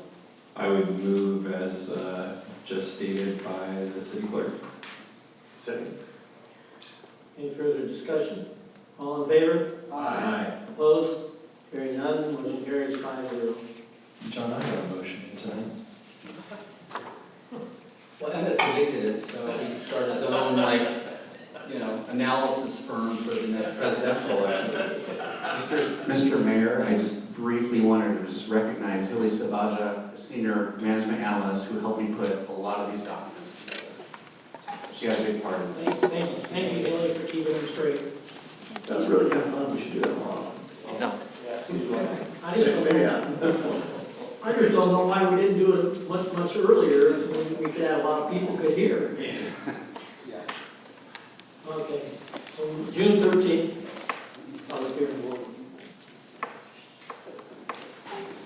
Okay, I guess we'll move on to oral communications. Members of the audience, speakers are limited to 3 minutes or as may be determined by the chair. I'll let you know, I'll let you speak as long as you want. Oh, seeing nobody, and close the oral communications. City manager, you told me to be short. Just one item. Public Service Recognition Week is this week. Celebrating the first full week in May since 1985, Public Service Recognition Week is a time set aside to honor those who serve our nation as federal, state, county, and local government employees. Throughout the nation and the world, public service use this occasion to educate others about the work they do and why they have chosen public service careers as well as many ways that government services make their lives better for all of us. We will be honoring employees through social media and internally, the first of which is currently posted now on our social media accounts. It's a Dimas word. I'm proud of the remarkable service that public servants provide on a daily basis and ask that our community show their gratitude for those who dedicated their lives to the profession. With that, I will turn it back to you, Mr. Mayor. Thank you. City Attorney? No reports tonight, Mayor. Council members' reports on meetings attended at expense of the local agency? Yes, we actually, a couple of us went out to the SCAG meeting, Southern California Association of Governments. So Eric and Conor and I did that. And that was it was pretty interesting. I was there for the first day. Eric can report on his. And I was just going to tell you very briefly that at the opening remarks or the welcome part of it, there were a number of speakers. I didn't know she was going to speak, but Dolores Huerta spoke. If that name rings a bell, Dolores Huerta was one of the co-founders of United Farm Workers and marched with Cesar Chavez back in the 1960s and 70s. She's 93 years old and has never stopped. She was literally talking about stuff that happened last month that she's out there organizing and advocating and everything like that. And I'll just take this opportunity to give a shout out to my brother. I will say that he's younger than me by 1 year, and he marched and organized with the United Farm Workers back in the 70s and that kind of thing. So thanks, Larry, for that. I went to a couple of breakout sessions. One was on, I'm just not going to talk about them, except one was about clean transportation and zero emission vehicles. The other was about housing and affordable housing and that kind of thing. I won't go into any details unless you want some lengthy reports. Other than that, that's all I have for that. Thank you, John. Eric? I too attended the same conference, and I attended the same housing session that John did. I missed the earlier part of the session due to a personal commitment to attend a service for a member within our community, but found the sessions informative again because the hour is late. I don't plan on going into detail at all. I can provide an update at a later time should people be interested in some of the information shared. So thank you again. Okay. City Council requests for future items. Eric? No future items, although I did just want to make a comment that Mother's Day is coming up, so I just want to wish everybody a happy Mother's Day. May is also APIA History Month, so I wanted to extend my recognition of that month and all the things that Asian Americans have done to make this country great. And I want to also just, I think there's one more item, but the hour is late, so I'm a little faded. Let me just recheck one of the, of course. And I also want to wish people a happy late Cinco de Mayo. I'll turn it back over to you. Eric? Just one thing, and that was to address something brought up in the earlier oral communications about the Caltrans easement with homeless encampment there. I just wanted to share some personal experience that I've had with Caltrans as it relates to those easements. I know it doesn't make it right, it doesn't make it convenient for the public, but I will say that I've talked to somebody who works very closely with Caltrans and the state for many, many years. And I related to them a story about how I noticed some blight on the Via Verde off-ramp from the 57 and brought it up to Caltrans, and they kind of gave me a hard time and blamed the residents of San Dimas for creating the situation. I just was sharing with them that I wasn't very happy with the service that I got, especially being a member of the city government, I guess. But they had shared with me that Caltrans, in fact, prioritizes citizen requests over governmental requests in their experience. So while I completely expect that if anybody were to bring anything up to me that is concerning a Caltrans right-of-way or city staff, that we would certainly forward it along and do it what we can. However, I would still encourage people to file as many reports to Caltrans about whatever condition it is that they're reporting to us, just to flood them with complaints so that it is prioritized. If that doesn't occur, if it's just San Dimas as a city reporting this issue, it may get thrown at the bottom of the stack and gotten to eventually. So just wanted to share that little tidbit. Doesn't make it right, doesn't make it convenient, but it is what it is. So thank you. Ryan? Thank you, Mayor. One is I want to thank all of our folks in public service this week, and everyone here does an amazing job, whether you're someone who works for the city or you're a contractor or in some other line of work. So to our city staff, thank you so much for all your service. As it relates to API month, thank you, Councilmember Nakano, for your service. Thank you. And contributions to our community here.